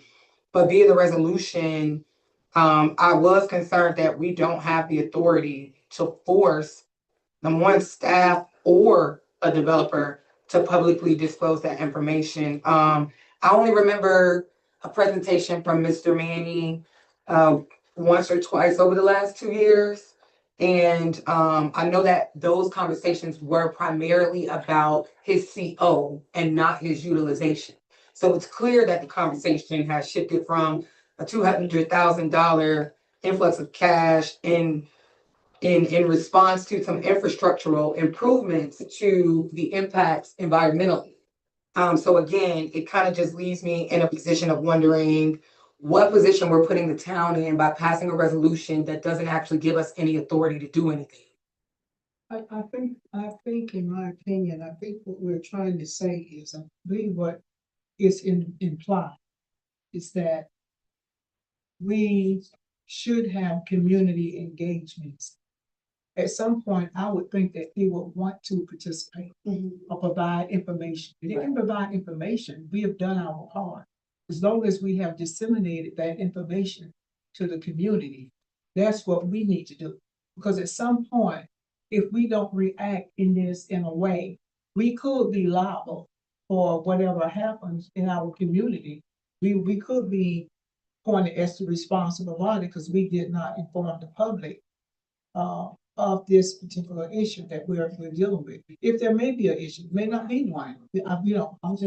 I'm just saying. And I think again, Ms. Ford, that was a wonderful question that you asked. If there was an actual need for a resolution, I think that it's well within the authority of administration to communicate with incoming business owners to encourage them, not direct, not force, but to encourage them to address the community. I don't see the need for a resolution. I also don't know that there is any real authority in this resolution, but I do see the need and I do support, Councilwoman Randolph, I know you've had the chance to tour the facilities. I haven't had that chance just yet, but I do see the value in having and strongly requesting that Mr. Manny comes and sees us again prior to his opening to maybe give us some more detailed information. I just don't see that the authority is actually here in the resolution. But I'll yield. Maybe we can amend the recommendation and just basically, if you look at this on the first page. Are you looking at the cover sheet? Council to make every effort to inform the residents and businesses. We don't even have to say data centers, the AI center. You can just take that. We just can amend that and we'll strike that from the language. Did what come through a third person? What Councilwoman Randolph was saying in terms of being able to make the community aware of the effects of a data center in the community. Does that come by way of a study as opposed to forcing a private independent party to do anything? I would, Have we done a study on it? as mayor, I would only accept information from a trusted and reliable source. I coined the term TikTok University the last time because again, with all the things that are happening on the internet, we do know that there's a lot of, things that are being pushed that we don't know if the source is credible. We have UES on staff. We're paying them a pretty penny to give engineering consulting for us. So I would be relying upon the experts versus just, random comments. So Mayor and Council, if I'm sum all this up, sound like Councilwoman Randolph saying is that we need to have an educational session for the community, right? Yes. Would it be simple to say that we convene a stakeholder, a town hall meeting and allow host down to come in and give their viewpoint and just facilitate it that way? Would that make it suffice? In fact, I called, That should have been I made a established. phone call to try to make that Long happen, time so ago. to see if we can get something like that set up at the time that this was being Yeah. presented.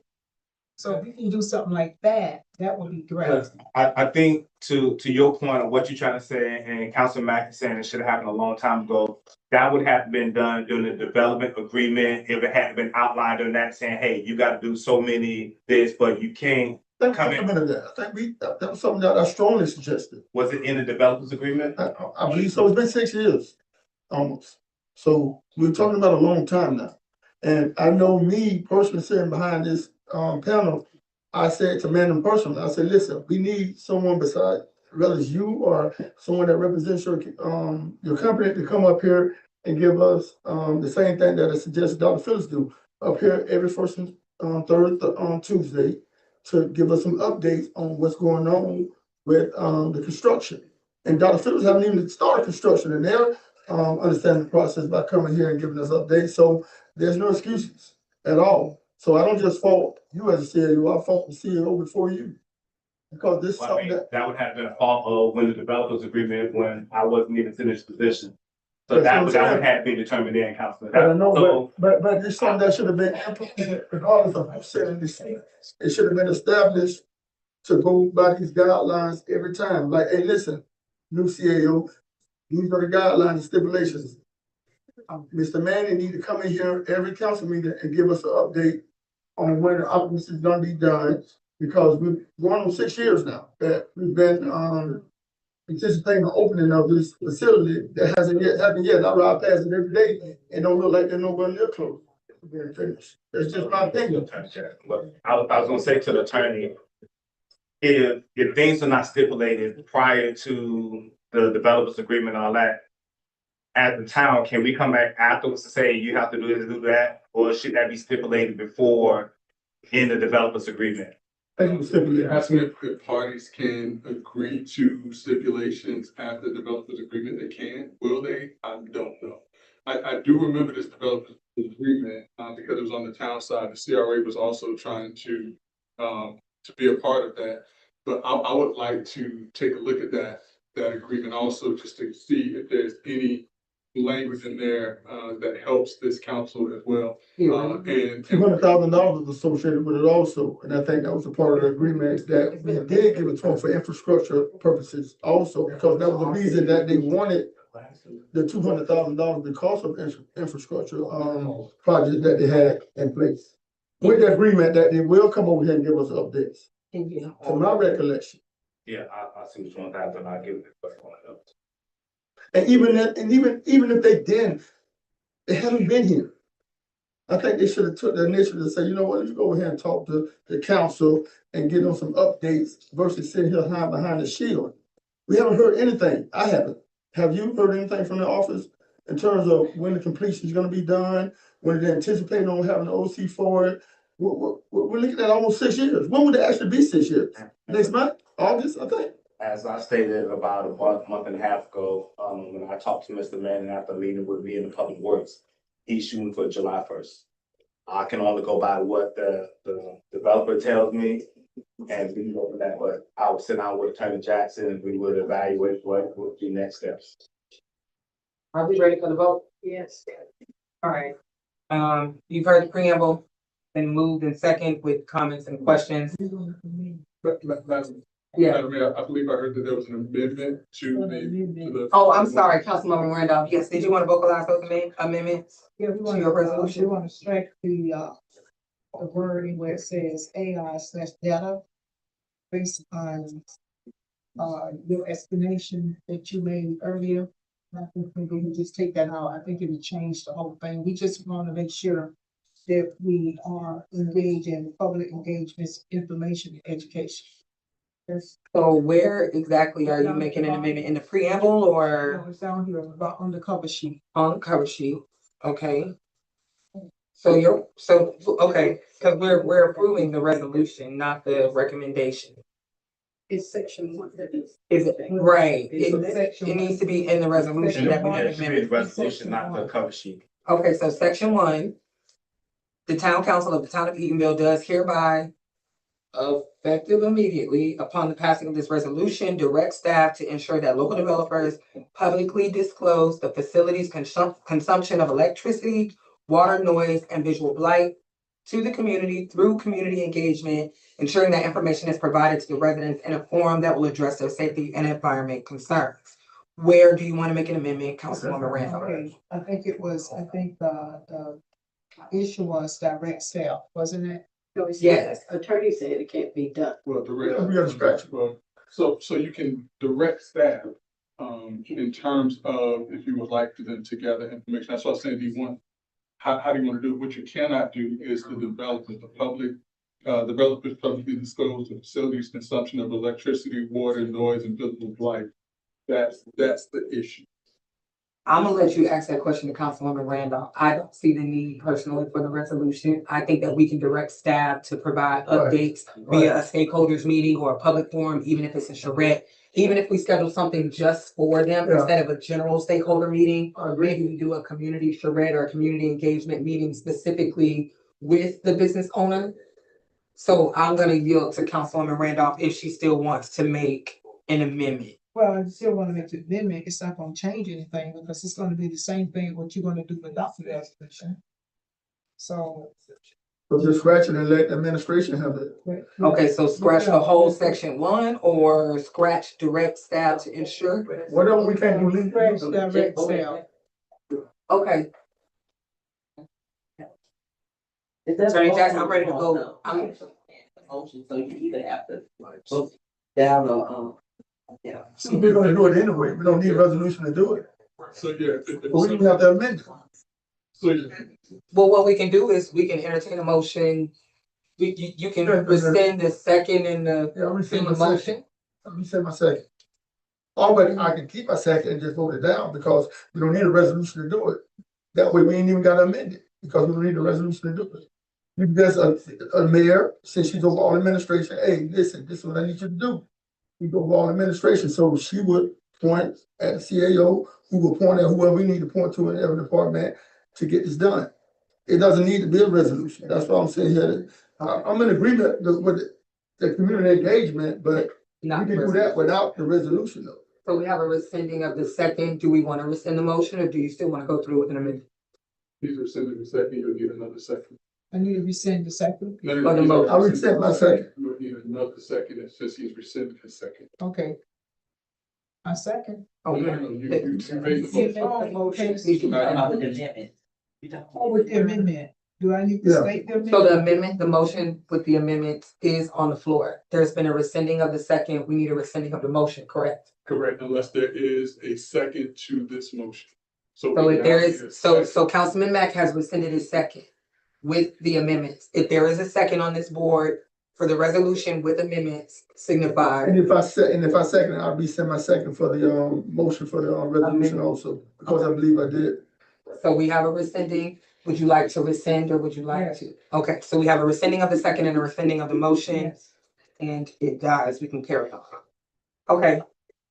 We are now ready. So the motion, We rescinded the the motion motion, completely. vote up or down. It's been rescinded, the whole thing. So what happens is if there was a motion with no second, then it dies. If there's a rescission of the second and a rescission of the motion, then now you still have a motion that I apologize. Or So vote up or down. Or table it. I will entertain a motion. so for procedurally, it will be easier to make the motion and allow the motion to die for lack of a second. Procedurally, that would be easier. Let's go procedure. I will entertain a motion. Dies for lack of motion. Well, Thank you. Yes, for like I said. It wasn't. moved. there's no motion. There was no motion. Yeah. There's nothing- That's good. Like I said, it died. No way. Let's go to the next. No action. Thank you. I like that term. Thank you. I'll coin that one. Okay. We are now ready for the approval of resolution 2026-33, appointing a development review committee to review large scale development and master plan for compliance on all related projects. deemed by the town of Eatonville Council. We are ready for the preamble. Mayor, I want to take this. Okay. Do we still need a preamble? No. Okay, so then we'll take a motion to table, Motion to table. okay? Do we have a second? Yes, second. Second, so moved. It has been moved in second. All in favor of tabling resolution 2026-33, signify with aye. Aye. Aye. All opposed? Motion is tabled. We are now ready for the approval of resolution 2026-37. The town of Eatonville Town Council to commit to government transparency to support the lawsuit by the Association to Preserve Eatonville Community filed by the Southern Poverty Law Center. King of preamble. Resolution 2026-37, resolution of the Town Council of the Town of Eatonville, Florida, affirming the town's commitment to government transparency and expressing support for the legal action taken to enforce the Florida Sunshine Law and protect the historic harmful property, fighting for conflict, severability, and fighting for an effective date. You have heard the preamble. Is there a motion? I move. Been moved. Is there a second? Second with question. Councilwoman, I'll yield to you to start. I will come to Councilman Mack.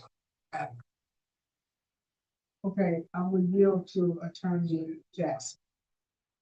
Yes, ma'am. So, with regards to this resolution, I had a conversation with the attorneys for the Southern Poverty Law Center.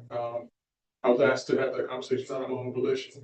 One of the requests by the Southern Poverty Law Center is that this council or the town through this council supports the lawsuit, PEC versus the school board, Orange County School Board, by way of resolution or by way of what's called an amicus brief. An amicus brief is also termed a friend of the court brief, and that's where any interested party or outside party can submit a brief to the court, providing additional information and providing their support for one party or the other. One of the things that I want to bring up, and I have no position in this at all, but one of the things that I do want to point out is that amicus briefs are often used in cases that are of great public importance. Amicus briefs have been used in cases involving voter rights. If you think back to 2000 with the hanging Chad, there were amicus briefs in that case. Amicus briefs have been used in land use cases, in large land use cases.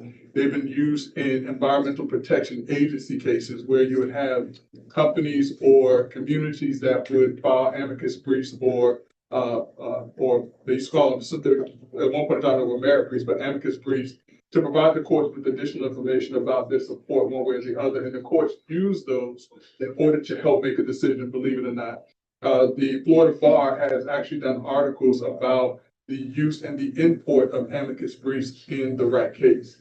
So the reason why I'm telling you that is because if the council determines that it would like to support the lawsuit that is taking place, they could either do it through a resolution or they can do it through an amicus brief. Now, the issue with an amicus brief is that an attorney would have to draft that amicus brief. So that means that there will be some expense incurred by the town for an amicus brief to be drafted. If it's done by resolution, then it's done with this body. And so whichever way you all would want to move forward or not move forward, that is the information that I have that I was asked to provide. Attorney Randolph, I'm sorry, Councilwoman Randolph, did you have any other comments or questions? No, I don't really have any questions. I think in order to support the lawsuit, I feel that we as a town should stand on the support of this because at some point, and I don't need to go backwards in a way, but the way how this whole process, we wouldn't be here if it was done the correct way. And all I'm doing is asking for a commitment or transparency to support the lawsuit. We all know what happened. I think most of us already know the story, so I don't have to go back and repeat that, what has happened in the past. So this is a way for us to try to move forward, because we don't know what the outcome is gonna be, if it's gonna be favorable or unfavorable. So whatever way it comes to us, I just think it's something that I feel that support is needed. Because the Southern Poverty Law Center, they're really going out of their way to do something. And then if there may be some way that we may benefit, or we may not benefit. But I think we owe it to them to show our immediacy, support, and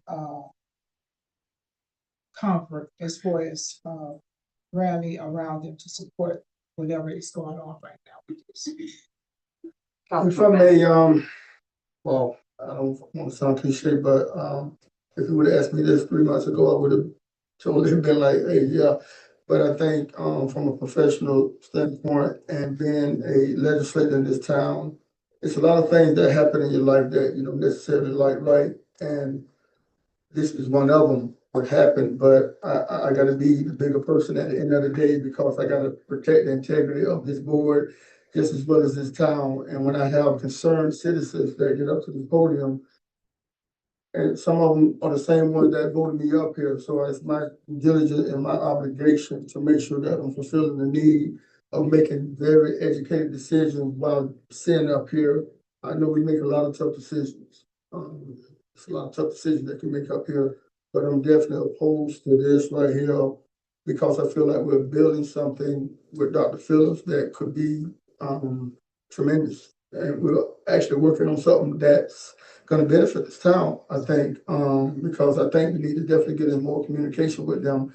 And I can appreciate Dr. Maroon coming up here and giving her update like I suggested. With just giving us, and she didn't have to do that, you know what I'm saying? She did it because we asked her, right? A closed mouth don't get fed, right? So if you sit here and continue to bicker about things that is already up on the bridge, what can you do, right? My focus right now is pushing forward to work with Dr. Phillips to get everything that this town deserves and need, but let's do it strategically though, right? Let's make sure that we're being very smart and modest about everything that we're doing. And like Tara said earlier, we control up here. We are the controllers up here. You know, they're the one with the land, but they gotta come through us for a lot of different things, permitting and, you know, land use, all this stuff. So those are the things that stood out to me the most to make me make the decision that I'm gonna make tonight with definitely going against holding any lawsuit against Dr. Phillips or OCP at this moment, because I don't think it'd be the right thing to do, because I've heard a lot of concerned citizens, not just at this podium, but just throughout the town with me having the communication that I have with a lot of people. And that's my stance on it. And like I said before, and I don't want to prolong this meeting, but we make a lot of tough decisions up here. And my decision is to definitely not pose a lawsuit. I didn't see any other hands, so I'm gonna jump in. I have grave concern about what taking sides looks like when we're not at the table. And I also, I understand that SPLC is doing what they feel is good work, but me personally, I think it would have been appropriate to come discuss it with the town. And I think that to make a decision as a board without communicating with the town first is irresponsible. And I also believe that as much as we've screamed up here about communication and transparency and community engagement, to make a decision that the community was not involved in to begin with, very much piggybacking off Councilman Mack about what you could call spilt milk, I think is also irresponsible. I mean, I don't know what we're saying to the community when we say, we're gonna do something, we're not gonna talk to y'all about it, we're not gonna include you in the conversation. That's what the problem was to begin with. So to continue that cycle, I just think it's irresponsible. I will be the first to admit that walking into office 3 weeks later, getting a phone call the night before to find out that another lawsuit was being filed, and not by the town, by an entity within the town that we know advocates on behalf of the town. It just rubbed me the wrong way. So I am not in support of joining a lawsuit that we are not a party to, only because very much like Councilman Mack said, we've got some real traction going at this point. And I think that if we just focus on what our responsibilities are and what our rights are as a community, as a governing body, I think we got enough fighters to stand in the paint to make sure that Eatonville gets its due diligence on the other side of what looks like a uphill battle. Those are my comments. Does any other council person have a question or a comment before we take the vote? Not hearing anything. All in favor of the approval of resolution 2026-37, signify with aye. All opposed? Nay. I didn't hear any ayes. It fails. And with that, we are ready for reports. Madam Clerk, would you like to start? Yes, I have calls for service on behalf of the Eatonville Police Department that I'm gonna be handing out to you all tonight as a report. In comparison to 2024, 2025, and 2026. And then also, for the 7:30 meeting, just reminding that the Bruce and Winnie Mount Scholarship Program, we're still receiving applications. The deadline is July 31st. Want to be able to send our youth away with some support from the town. So please, if you know of any youth that would qualify and meet the minimum requirements, please send them to the clerk's office. That's all I have. Madam Clerk, Attorney Jackson. Yeah, Madam Mayor, I was provided with a notice of service, today, with regards to a complaint that has been filed, where the town of Eatonville has been named as a defendant, but it's not as ominous as it sounds. This is a case involving a promissory note that was entered into by, Herbert Green. Mr. Green has defaulted on that promissory note, so the lender of that note is now bringing forth a debt action against Mr. Green. The reason why the town of Eatonville has been listed as a defendant is because the town of Eatonville has a lien through a code enforcement action, and so this is to outline that this executed debt is superior to the code enforcement lien of the town of Eatonville. The only action that needs to be taken at this juncture, and that I would recommend, and I can talk this through with the CAO at this point, if this board is okay with this, is if there is no dispute to this debt that's being alleged by Flintstone lending, we don't have to say anything, or the town doesn't have to say anything, and they will move forward against Herbert Green. If the town wants to confirm this debt and make sure that they are not, that the town does not have a superior position to Flintstone, then within the next 30 days from today, I would have to file some form of an action. Because this is once again a code enforcement action, which is inferior to the debt action, I would say that this is a case where at the very least, I would just reach out to the attorney and say, we don't have any dispute. There's no dispute with regards to your position in line of the debt. And this matter can move forward without the town incurring any expense or involving itself in this action. Do you need direction from us tonight? I can take my direction from the CAO. I just wanted to make this board aware, since there's nothing that really needs to happen. So I can take my direction from the CAO if the board, if the council is okay. And we will have another council meeting before that deadline, is that correct? Yes, ma'am, we will. So there can be some communication to the board as a collective body before action is taken. And that'll give Attorney Jackson time to reach out to that attorney and all that. Would you have a comment about that, Councilwoman? I didn't come about something else. Okay, Bring it to your attention. okay. Are you done with your report? And again, I just wanted to introduce Attorney Pedro Malaret. Again, he is going to be assisting me, helping me with meetings and different things like that. But he is also evaluating the council as well as the council having a chance to evaluate him. And he made a determination with regards to the argument. Thank you for joining us. Attorney Jackson, are you gonna finish about the legislative and administrative roles? you talked about it, Do we have time, or do you want me to say it for the next meeting? I'll defer to the mayor. Madam Mayor, legislative versus administrative, we want to say that for the next meeting, or? We can talk about it tonight. We're here, if we can. Can I Sure. mention something before we go, please? Did you want to do it in your report? or- I had a distraction on the last vote. If it's too late, that's fine, it's no problem. But I meant to vote yes on my resolution.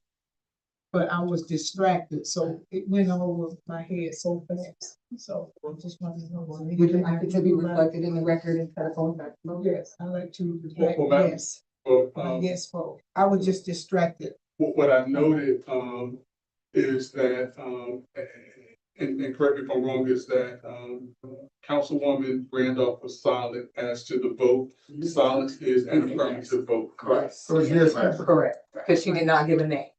Yeah, okay. So the record does reflect a 1-4 vote in opposition to the approval of resolution.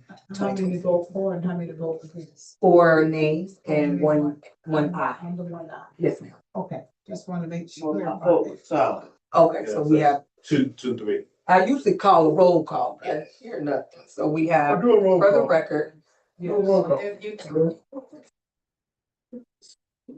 Ms. King, did you notate what the names were? I will notate 2-4. 2-3. Now that it has been. 2-3. Two things on 2-3. record. Ms. King, 2-3. 2-3, yes. Okay. And Attorney Jackson, when you finish with your report. So, so with regards to, one of the things that I've kind of been looking at, in this interim role, in much the same way that I have on the CRA side, is distinguishing between the role of the board or the council versus the role of administration or the executive director. I just wanted to point out that the legislative role, of the town council, the council, is to adopt ordinances, and you all know this. I just wanted to just point it out just for my edification and just stepping into this role. Because if I step in there, it's because of these reasons. Adopting ordinances, adopting municipal policies and priorities, approving the annual budget, setting tax rates and fees, adopting comprehensive plans and land development regulations, creating boards, committees, and advisory boards, entering into major contracts, interlocal agreements, hiring and evaluating authorized personnel, providing strategic direction for the municipality. In short, the council decides what should be done. From the administrative side, it's implementing the policies adopted by the council, supervising municipal employees, managing day-to-day operations of things that are for the administrative side of things. Administrating contracts, so once this board agrees to a contract, then the administration administers those contracts, communicating with vendors and contractors, preparing budgets and recommendations. Once those budgets have been approved, enforcing ordinances and regulations, once those things have been approved and adopted by this board, by this council, managing municipal facilities and equipment, responding to citizens' complaints and service requests. So in short, staff determines how the council's policies are carried out. So as while I'm sitting here, what I'll do is, if I see certain things, if it's appropriate, I'll just talk about the legislative versus the administrative roles in this space. Thank you, Angela. That's our report. Thank you. Yeah, James.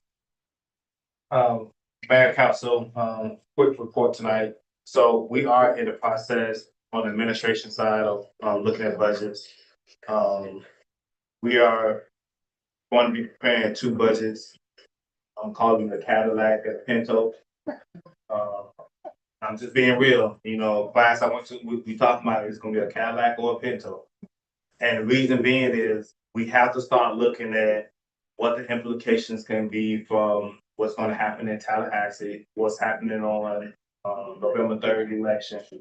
But then also it's giving staff the opportunity to go through and justify the means, justify why we're doing it.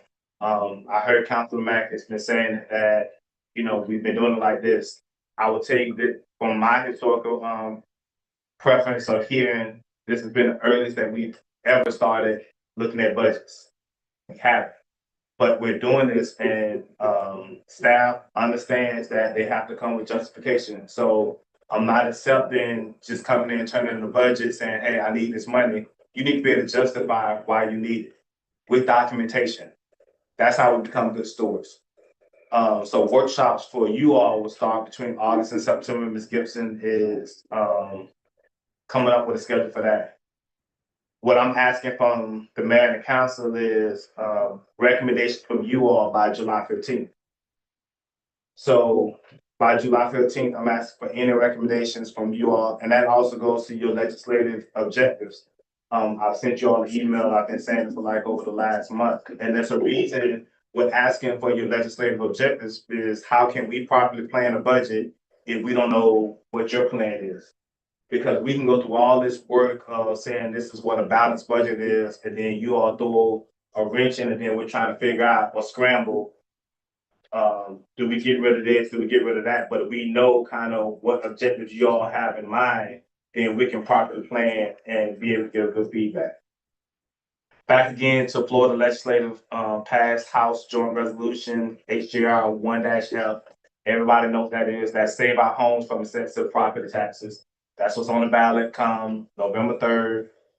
Has to have 60%, and the majority of it is going to take effect January 1. With that, we are waiting on numbers to come out. There's preliminary numbers that's been coming out. Like I told you all last meeting, the meeting I was in, they say 6 municipalities is going to lose total money. They said that's what that's calculated. 6 municipalities. We're not one of them. That was one of the first things I checked. There you go. But some municipalities are going to be losing 70 to 80% if this thing passes. So we just got to be very careful on how we create a budget. That's why we have to be able to use technology. We have to be able to cross-train. That's why it's important right now. The consultant that we have right now is looking at job descriptions with job descriptions now about 80% done. I have a whole folder of them. But then they're also comparing them to other job descriptions from other municipalities, salary ranges. We're bringing everything up to date because we have not done this in over 15, 20 years. This is why we have to be very understanding on feasibility studies. I talked to staff today about it, that we can't just be making decisions. And I've heard everybody been saying it tonight about feelings and all that. It has to be data driven. Things have to be data driven in order for us to make decisions. It's not how we feel. What does the data say? What is the ratios and all those different things that's taking place? And then we are Eatonville, but then we also have to be looking at our neighboring municipalities on how they're making adjustment and flows to make sure that we're making the right decisions on that. So that's on that. You all were polled. Only one person is not available for June 27th, from 9-3 retreat. I just need to know if you all want to go for it, or do you all want us to poll another date to make sure that everyone can attend? I think everybody needs to pay attendance. I will not be able to be. I am the one that was not able, I already got some previously planned. So if we could strongly look at it, I would be very appreciative of it. If it's something that I could rearrange, I would have rearranged it when I got the email. So question for y'all, is a Saturday only recommendation, or would y'all take another day of the week as well? I think Saturday would probably be one of the more primary days for me because it's the day off for me for one. Saturday only? Okay, Yeah. so where we pull that out? Sooner rather than later. Correct. This event that's coming up, but July 4th through the 5th, the 2 days that I mentioned to you all that was submitted, are moving the night market / day market to another spot in the town. I just need to have feedback from you all. We won't have another council meeting by then. There have been some questions to arise, so I just need to know from a council standpoint, how y'all feeling about that? Do we move forward or whatever? What's the question? Can you repeat that? I'm sorry. So the July 4th, July 5th market is moving from Town Hall. They want to close down West Street, in between West Street and the Lemon. That's the the old daycare center. They want to close that down.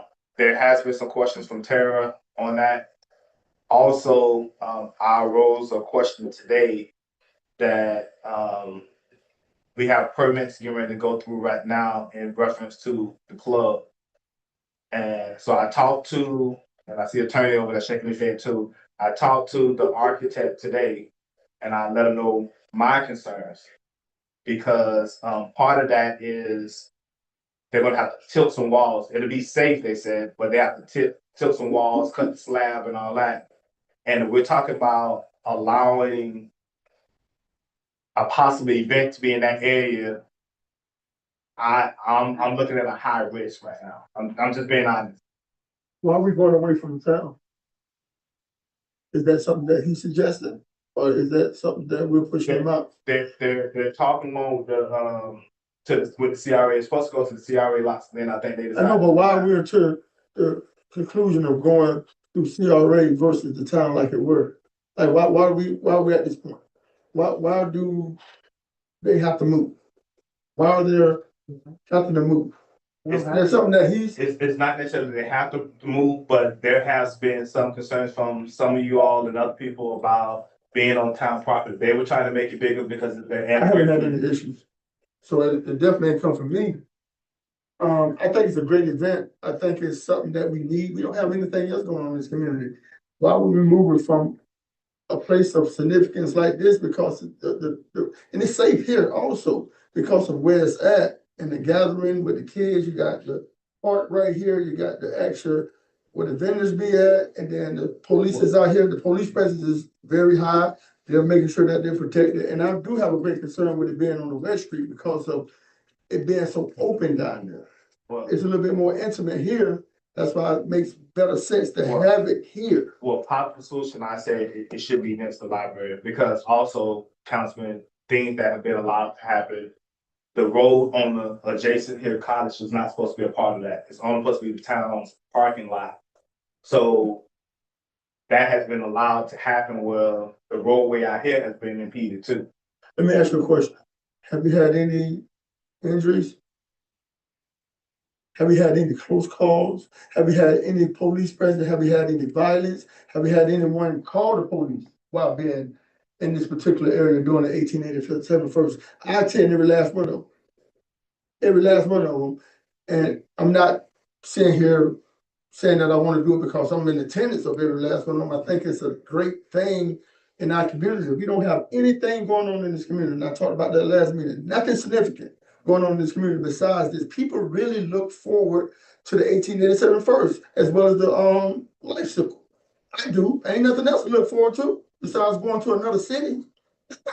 So we can't sit here and interfere with what's so great and add it to our community and try to, make it dysfunctional. You know what I'm saying? That's taken away from everything that we got. And that's one of the reasons that I'm totally going against this lawsuit, because we need to move forward with getting the amenities that we need and deserve in this community across the streets. Seriously. So it sounds like you're asking, no, it sounds like you're asking if there is objection from the council to it being on the West Street property. Correct. That's what I'm asking. My response to that is yes, because number one, if it's in collaboration with the CRA board has not discussed that. It has not come before the CRA board. Number two, because that has been publicized and promoted, I've been receiving correspondence from residents that are in that residential area that have concern about what that activity looks like in such a enclosed area. So and correct me if I'm wrong, but if I'm visualizing what you're saying on West Street, behind the club, down to maybe right past Gloria Park? No, to right before the daycare center, to my understanding. Lemon Street. So where? Lemon Street. So in that Right before the residential daycare. area, In that residential. is in apartment, the Page's house? Yeah. I'm sorry. Correct. We're talking about that lot right there. And the lots right there in between The L? West Street and People Street too. They're gonna have stuff on the grass. They're gonna put stuff on the street. Right in front of somebody's house. I know that. Wait, I'm still lost. Wait a minute. In the neighborhood. That's in front of people. That's directly in front of people. And that's the concern that I've been hearing, In is the that neighborhood. it's too residential. There's no residency Besides down here, and then you got all Traffic. commercial right here. Everything's commercial. Like here, across the street is commercial. Libraries across the street, commercial. So, as I'm here now and I'm looking at Attorney Jackson at the same time, I'm hearing that we're not in agreement with that, and I know my marks and stuff on that. Okay. So before we move on, But it hasn't. cause I don't wanna hop the fence if I'm not supposed to, we got a meeting on Thursday. Is this a CRA topic or is this a town topic? It's both. Okay, It's both so in because what capacity is this a town topic, so I know which comments to reserve for Thursday? it's a town topic because we have to approve the permit. And close the streets. And we close the streets, you talk. Talk about it, yeah. That's gonna be difficult. So it's a no. I like the idea of having a market, but only if it's here. And I think, I haven't had any disagreements with it being here. Have anybody else? I mean, my kids ran in the street a couple times, but that's on me. But that's on me. But that's on me. I'm going every month. I'm going every month. And I think- That's on me. I think we should continue having it here. Sit down, have a discussion with, Julian Johnson, reference to, them continuing it here, if that's something that he wanna do. And I think if you choose to go the other direction, it's probably gonna be hard for him because of all the significance that could happen with, the liability that the So- town has. So Not the town, but the CRA, because we don't wanna talk about that, but So I would also say, Councilman Mack, and I will get with Attorney Jackson. If it's gonna be something on a continuous basis like this, then we need to put an MOU in place. let's do it. For who? For the town or for the CRA? No, for the town. I'm saying if we're gonna have the night market here on a continuous basis, it needs to be an MOU. It can't be just and And create continue to be. it and present it to the mayor present it to us, right? I think that'd be a good suggestion, because I think it's much needed too, because we gotta put something in place that's gonna, protect us as a town, because we don't want any liabilities. Well, when you're having ongoing events like this, and it's the same body that's continuously doing, you're also kind of setting a tone of. Do we have an MOU with PEC? We have every year when PEC does, or there's MOU done. Well, it just have to be something that's done monthly, because it's a monthly event, right? So create a monthly event for MOU, We missing so it'd be like a Yeah. contract. It sound like a PRA Again, issue. we missing a piece. But see, that's my issue. Somewhere there is not any transparency. That's the problem. But that's why, Yeah, that's the but see, problem. right, and that's why it was How brought. did it even come about? Mhm. Like who's suggesting that we do this? So something is missing. Without So coming. it was, Transparency. to my understanding, it was gonna go to the 2 CRA lots down the street, and then it ended up moving to West Street. That would be a better location.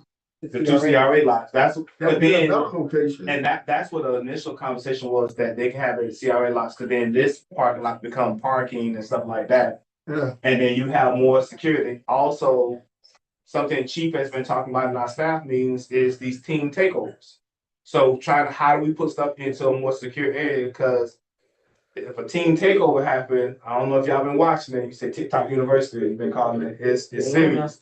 So that's why we have to make sure we have enough law enforcement on hand if something like this was to happen.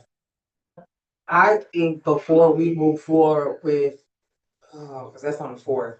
I think let them have it again, so we can it, come up with an I idea. mean, if we're gonna keep it here, I mean, it's already been here, but it would just be, instead of a 1-day event, to be a 2-day event. are there agreements with any other agency or department as of now, effective agreements?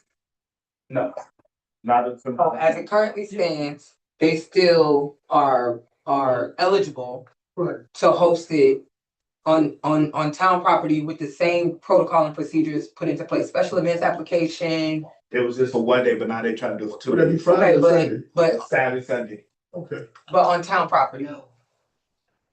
Because anything outside of town property sounds like another department agency that we not in the venue to have a conversation about. So a part of the special event, to get clarity, whenever you do a special event, if someone decides to have it on someone else's property, they have to get stuff signed off on that. They giving permission for parking, for people to be in there and all that. It's a whole bunch of steps that Tara goes through to ensure that happens. So every month with 1887 first with night mark, we have to go through these steps every month.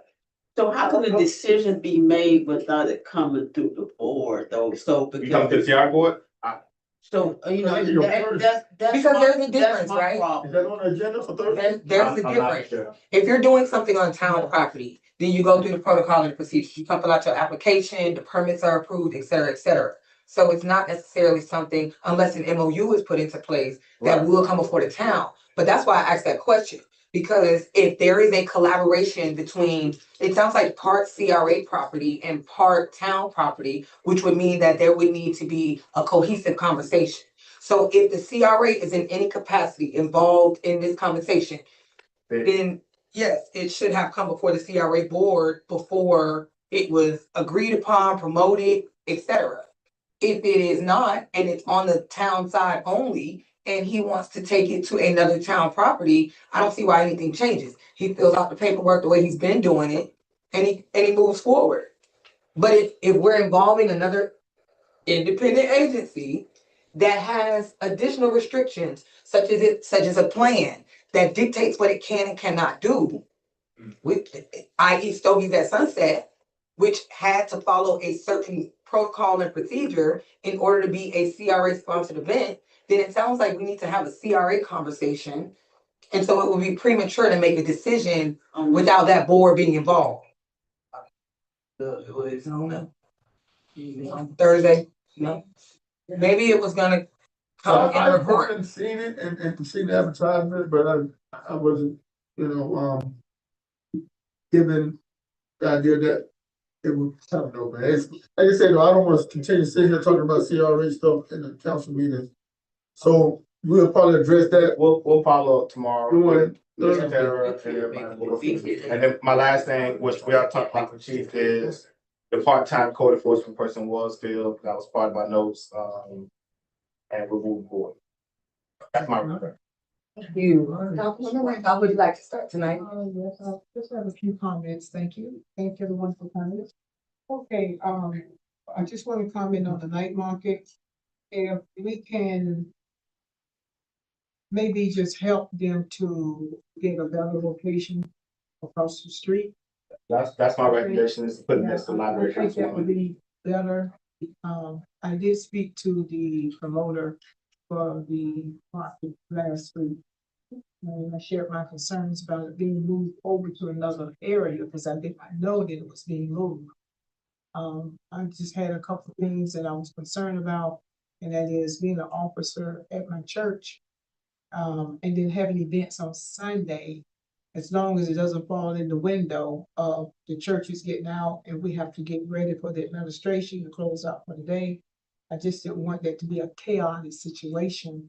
People getting to and from, because Macedonia, they have easily over 100 cars on any Sunday. And the last 2 Sundays, I know they've been staying there a little later. So I didn't want that time to conflict with the church goers and whatever. But I really think if we can do whatever we can to try to help them to get a better location, maybe across the street, I think that would be much better. Okay. And then this area here can be utilized for parking here, the town park a lot. I think that'd be much better. And then there'll be more room for the vendors. You got the food trucks and all those other things, okay? Now, even though the AI situation failed, I really believe that we still need to move forward and have some type of engagement. So until that happens, each council member, council meeting that I attend, I will be asking about where are we with that on the update. Because if we're saying that it's going to be ready by July 1st, that's only kind of less than 2 weeks from now. So I don't want the switch, for me personally, to turn the switch on a go, and we haven't done anything in our community to inform the residents about anything concerning the center, the noise level. We don't even know what the noise level is going to be. Those kind of things are very important. So if we don't want to do it to a resolution, we should be more as a call to action to make sure that we're doing something. Okay. See, the next thing is that I will be bringing forward, and that is, we still have the 2 million or $4 million appropriation funds for the housing. We need to, time is gonna run out on the 2 million at 2031 and the other one 2032.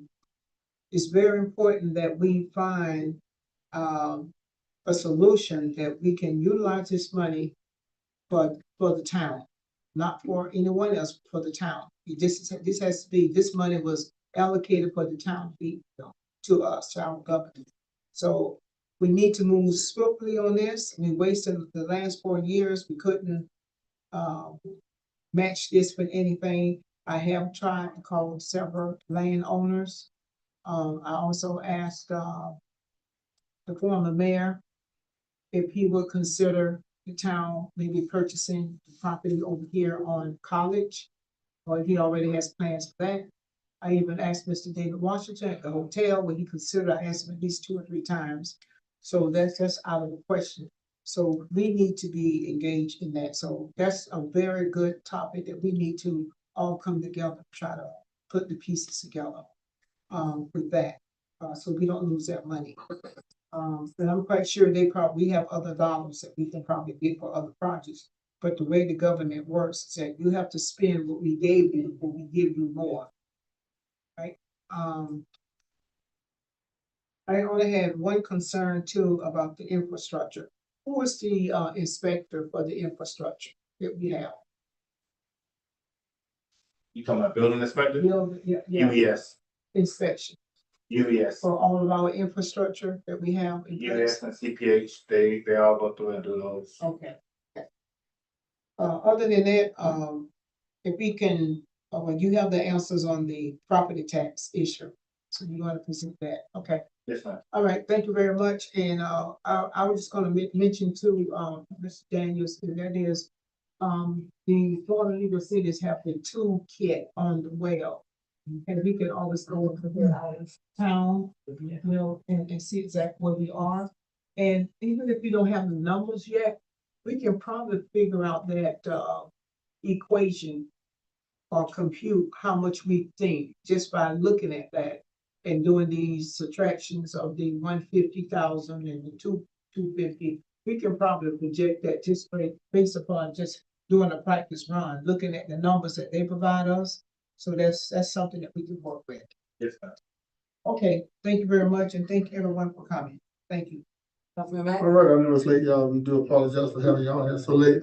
Thank you for coming out and engaged with town business. I think it's been a pretty good meeting this evening, if you ask me personally. My condolences to anybody close or far that have suffered any loss. I know a lot of people are dying at a rapid rate, man. We're dealing with so much in this country, man. So my condolences go to anybody that have suffered any loss. Also, thanks to Dr. Phillips, Dr. Maroon coming out and just giving us a presentation. We don't even have a agreement with them, but she took the initiative to come out here and do what we suggested her do. So I got a great appreciation for Dr. Phillips and the chair for coming out here and just giving us all the information that they get as far as going when they go, we go, right? So also the Revive Zora Fest that was over at the library with Miss Brown, man. It was sensational. If anybody didn't have an opportunity to go out, man, you missed the show. Just to see so many different acts, man, young kids, so talented, do their thing, man. And it was all in respect of Zora Neale, man, which means so much to me. I know the profound legacy that she left in this town, man. And it's important that we continue the legacy for the sake of her, man. So kudos to everybody that was involved, man. It was a great event. I'm glad I was able to attend. And kudos to Ms. Brown and everybody that's associated with Jasmine Reeves and her team. So thank you all for doing that. And also great turnout for the 1887 First Night Market. Every time. It's always a great eventful evening going out, and I look forward to it every time, man. Believe it or not, man, my kids, they enjoy it. We have so many people coming from so many walks of life that are actually driving by, and they want to, I don't actually have people stop and say, hey man, what's going on here? I say, hey, listen, hey, this is a night market. And they come and they engage and they come back the next night. That's how you build up a portfolio of people coming, and that's how it's gonna be once we build over here too, man. So I encourage Julie to keep doing what he's doing, man. Don't stop. Don't get discouraged, man. And also had a great turnout for my cleanup event. Thanks to all council members and staff that came out and was involved, man. Chief, thank you so much for your partnership with your, support team that came out, man. It was sensational, man. I couldn't thank them enough for everything that they did and everything that you poured into this event as well. I know you had another event to attend. So, yeah, the preparedness is for hurricane, man. It's very important, man. We don't know how the hurricane is gonna go, right?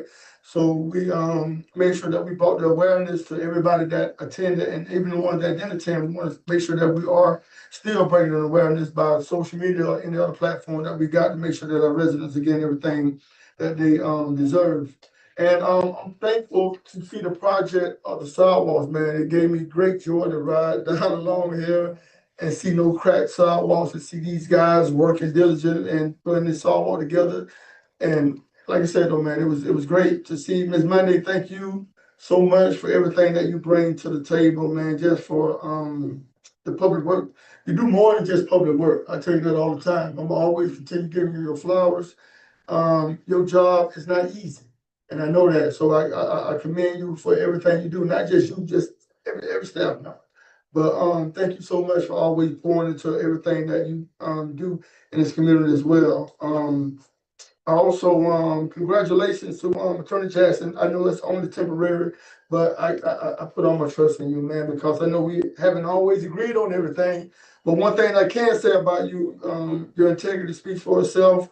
I've never had any disrespect for you, no matter how I look, and that's what I expect for anybody that occupies that seat. You're gonna respect me no matter what. You ain't gotta like me, but you're gonna respect me, especially if you want employment here. Especially if I'm gonna be the one to confirm. So thank you so much. I salute you for everything that you do, man, for the town in terms of just giving us the legal advice that we need. Ms. Great House, where's she at? Hey, listen. Welcome back. Hey, say, listen, I gotta use the term that the CAO they use all the time. What is it? Denial. Tell me. A delay is not a denial. There you go. You know? And I'm telling you, you came in at the race at the end. You know what I'm saying? And hey, listen, you came in, I love the statement that you brought. And I know I got all the trust in the world in you too. Not only because, you're a pillar of this community. You know what I'm saying? And I respect you, and I know you do all the things that we need in this community. And the person that I selected, I thought would have been great too. But listen, we turned that leaf, right? We're trying to do things that's going to be pleasing to this community to make sure that we're pushing forward, right? All right. Also, my concern is when is going to be the completion and OC of the host app. I know you said July 1st. I'm gonna hold your foot to the fire on that because I haven't been in communication with them. You can't hold me to the fire. That's on the developers. They gave me a date. That's what they said. So Well, I'm holding you Manning foot to the fire. can hold them to it. And Mr. Manning, if you're listening, listen, man, no ill will against you at all, man. Business is business. You're a businessman, so you understand that, right? We got a business to run here, and that's what we do. So I'm in hopes that you will be opening on July 1st while we can get that walkthrough with the ribbon cutting again to make sure that we're going in. And also, Attorney, I asked you this last, but I want to go into this Juneteenth, man, that I'm excited about. And anybody know anything about Juneteenth, the history of it, man? It's about freedom, man. It's the time of the freedom bill. That's what we recommend. Anybody that don't know about it to have an understanding. Educate the people, man, that don't know.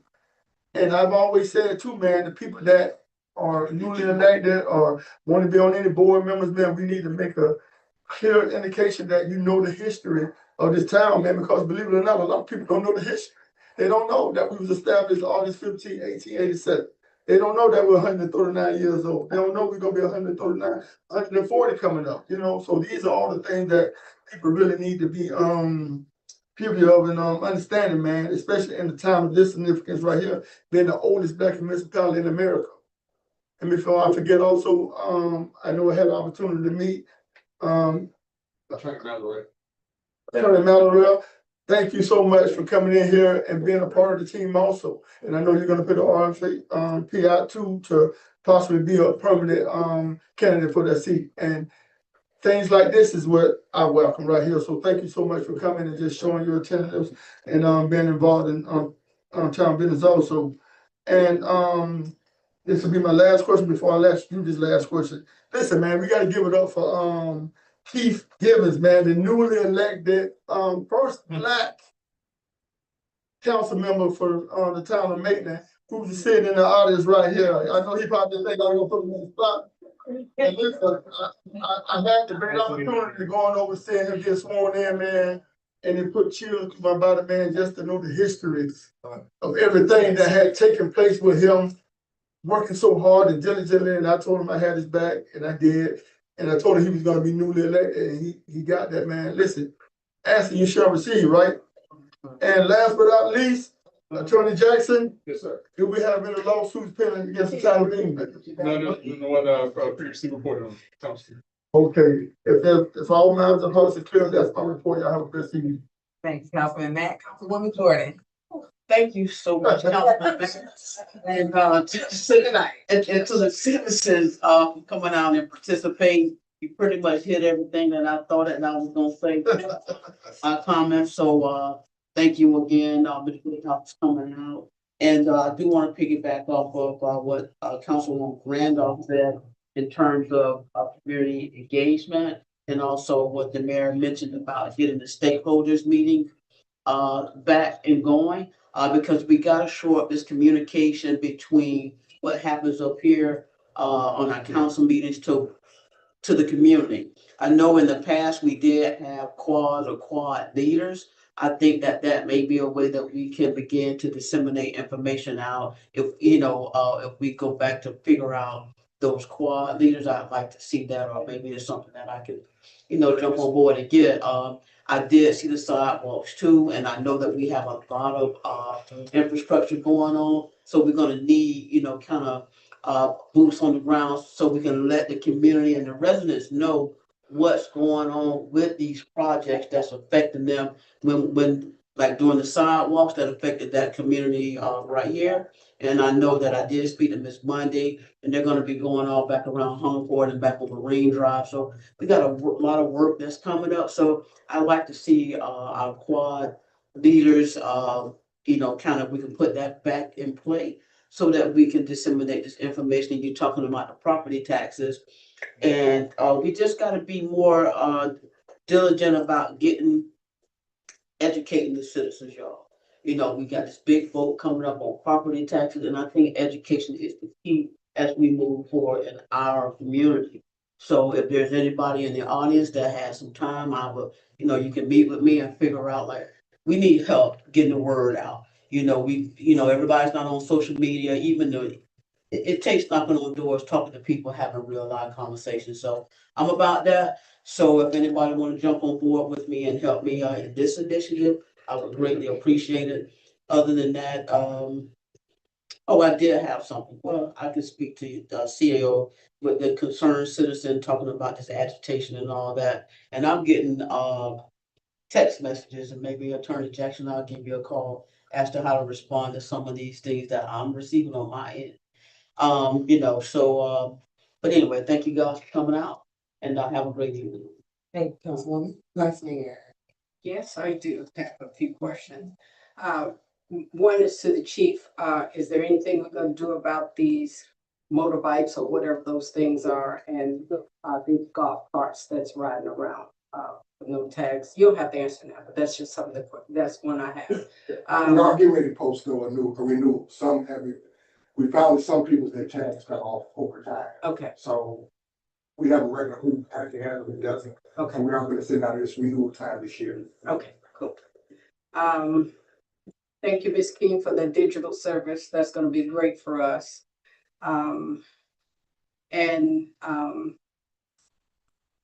A statement more than a question is that when we have a motion and you ask a question is a question, is not your opinion and how you're gonna vote. So let's be kind of cognizant of that. If you don't, we don't really need to hear how you're gonna vote until you vote. So let's try to be a little bit more cognizant of doing that. And then we have a little bit more of those dangerous dogs on the loose, and even in the yards. I see them running up and down the street and walking around, and I think I seen one over at the hotel. The kids was playing with it, but we need to start looking out more for that. And they are the pit bull dogs. I'll get with animal control first thing in the morning. And we try to maybe do a sweep the rest of the week. Okay, and then also too, when we get up and speak and talk and, go back and forth with each other, let's please be a little bit more professional and respectful of everybody's time, not just the residents, but the people up here. It's 10 o'clock. Maybe you guys think it's okay, but no, because we've said a lot of things, my personal opinion, that was totally unnecessary. So let's be a little bit more respectful of everybody's time. And the last thing is I'll get with you, Mr. Daniels. You got to bring something about the Zora Neale Hurston Festival. We don't want to wait till the last minute, and we don't want to have to do this and do that. She needs to come before us and at least let us be a part or do something. Don't answer it now because I want her to finish hers because I see she got a long book. No. So I'm done. That's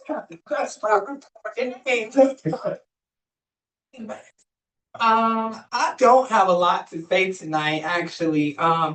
Attorney Jackson, thank you for the preliminary breakdown on legislative versus administrative. If we could just disseminate that amongst the council to kind of give us some guidance as we implement our roles. I think it'll be helpful. Also, Mr. Gibbons, I wasn't gonna call you out, but hi, good to meet you. Thanks for joining us. It's amazing. So I'll start with Juneteenth. Saturday is the town festival from 12 p.m. to 7 p.m. It is a free event. It is open to the public. There will be vendors and kid stations and art stations and entertainment. It is a family-friendly event. Come, bring a friend, bring a neighbor, tell a friend on Facebook, tell them to come. All of these things help bring visitors to the town of Eatonville, and we want to continue to push those initiatives. Friday, Esteem Learning is doing 2 events. There's the youth jam at the library earlier in the day. I'm sorry, Dr. Finley, I don't remember the time. And then Friday, what time is it? It's noon to 4. Noon to 4 at the library, the youth jam, another event. Dr. Finley does love the kids and she gets really creative with them. So I'm very happy to see those things happening for Juneteenth. Saturday or Friday evening, Esteem Learning is also hosting its Lift Every Voice and Sing dinner showcase at Macedonia. There is information on the town social medias as well as Esteem Learning social medias if you are interested in attending or supporting. I hear you loud and clear. Communication, engagement, community. Councilman, no longer Councilman, CAO Daniels. Let's definitely try to see if we can't get a July stakeholder meeting scheduled ASAP. With updates and invites from Duke, from Dr. Phillips, from Hostdime, from anybody doing anything in the town of Eatonville. Let's see if we can't get them out. And let's also see about the engagement with Mr. Manning, with Hostdime. In addition to that, I want the council to be aware that because community engagement is so important to clearly all of us, administration is exploring some options for community engagement. They will come back with some platforms for community engagement. They will come back before you. Some of the recent trainings that I've been to, y'all know that vendors are always there. They're always pitching their services and their products. There's a couple that I've seen lately that I want y'all to take a look at. See how we can implement those platforms here in the town of Eatonville just to ramp it up a lot of it, not even a little bit, a lot, ramp it up a lot. Councilwoman Jordan said something that really resonates with me. We want to meet them where they are. We know who we love amongst. We know who's coming to council meeting, who's not. We know who sits up under the tree. We know who sits on the crate. We know Checker Fred is at the checker table. Sometimes we have to meet them where they are. These platforms will give us the tools and the resources to do that. So I'm going to ask you to be open and be flexible to give me some feedback when these options are presented to you so that we can continue to engage the community. CAO Daniels, I know you said that workshops are slated to begin in August or September. The earlier, the better. So if we can push for August, if we can push for August, I personally would appreciate that. I don't think anybody up here would have a problem with having them conversations as proactively as possible. We should definitely remind all of us to get those legislative objectives over by July 15th. We are legislators up here on this board. Let's get those objectives in. It's gonna take this entire council to move those policies, those procedures, the budgets, the boards, the contracts, those things forward, are bred and birthed out of your legislative objectives. Voter education. There's a lot coming up. It's not just property taxes. It's not just the gubernatorial race. Voter education is extremely important. And I went to the prayer breakfast at Macedonia earlier this week and got a really mighty message from a wildcat of all people. A wildcat, y'all almost. I ain't even gonna say it. It's 1887, right? I ain't even gonna say it. The message was get up. It was get up. It was get up. And for me, that meant continue doing what we've been doing, making sure that our residents know what their civic engagement looks like, what their responsibilities looks like. We've got a county district race coming up. We've got the governor's race coming up. We got things that are going on the ballot that directly impact all of us. So let's push voter education. I would like to see some more voter education initiatives in the town of Eatonville, just to make sure that we're engaging all of our registered voters, whether that's voter registration, voter education, voter information, voter resources. We have a friend in the supervisor of elections office that they do things to make sure that all of Orange County has what they need when it comes to voting. Let's take advantage of those resources. I heard mention of grants. Again, just making sure that we're being transparent, that we are getting those updates out so that the council knows where we are. And that is for my department heads, making sure that if there's a project happening, that the council, in addition to administration, knows where we are, what's next, who's involved, what's been done so far, etc.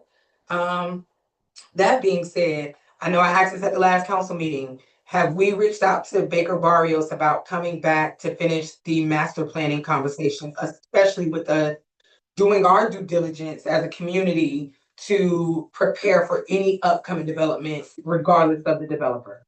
Yes, we have reached out to them for the initial, nothing, as Tara said tonight, nothing has been passed by the board, so those preemptive things that we passed, something was not. So we can go ahead and have them come back if y'all want to.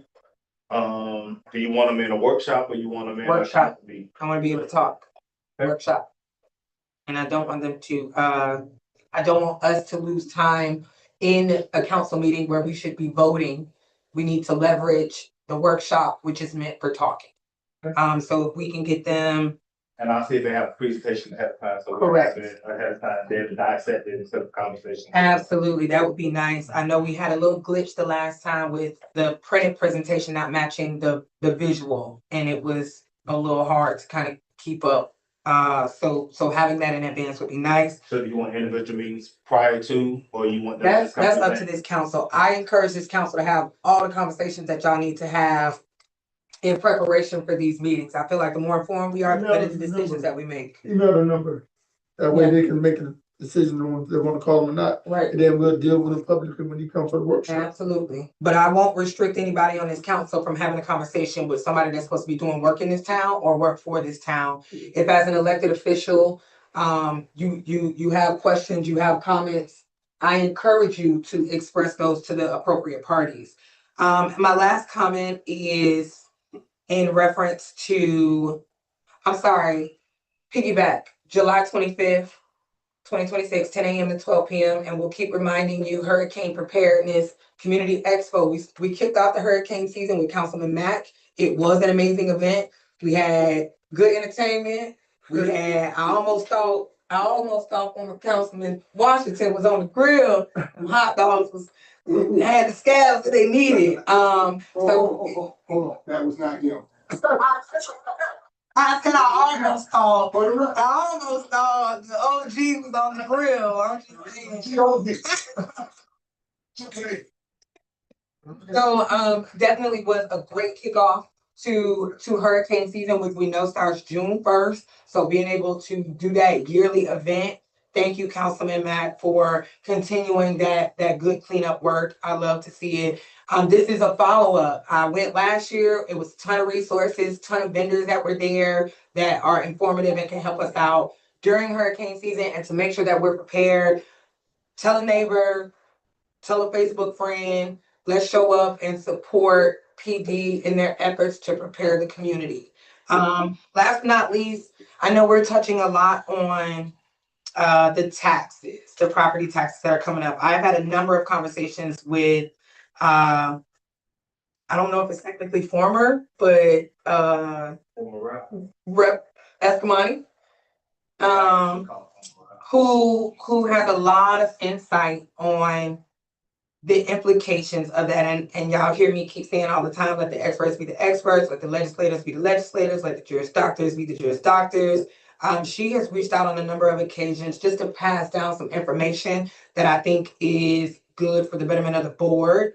So maybe when we get that retreat rescheduled, we can have her come give us some information. I saw her at the 100 Black Men of Greater Orlando event on Saturday, and she confirmed that she does have some updated information that we could really benefit from. And so I did ask her if she would come speak with us as her technically her constituents. But with that, I do not have anything else, and I will entertain a motion for adjournment. Okay. Moved in second, all in favor of adjournment, please signify. All opposed? All right, it is 10:13. We are adjourned. The trouble. No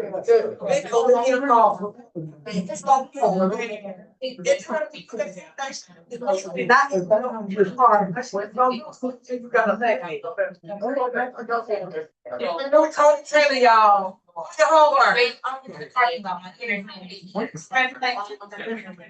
right, man, how you doing, man?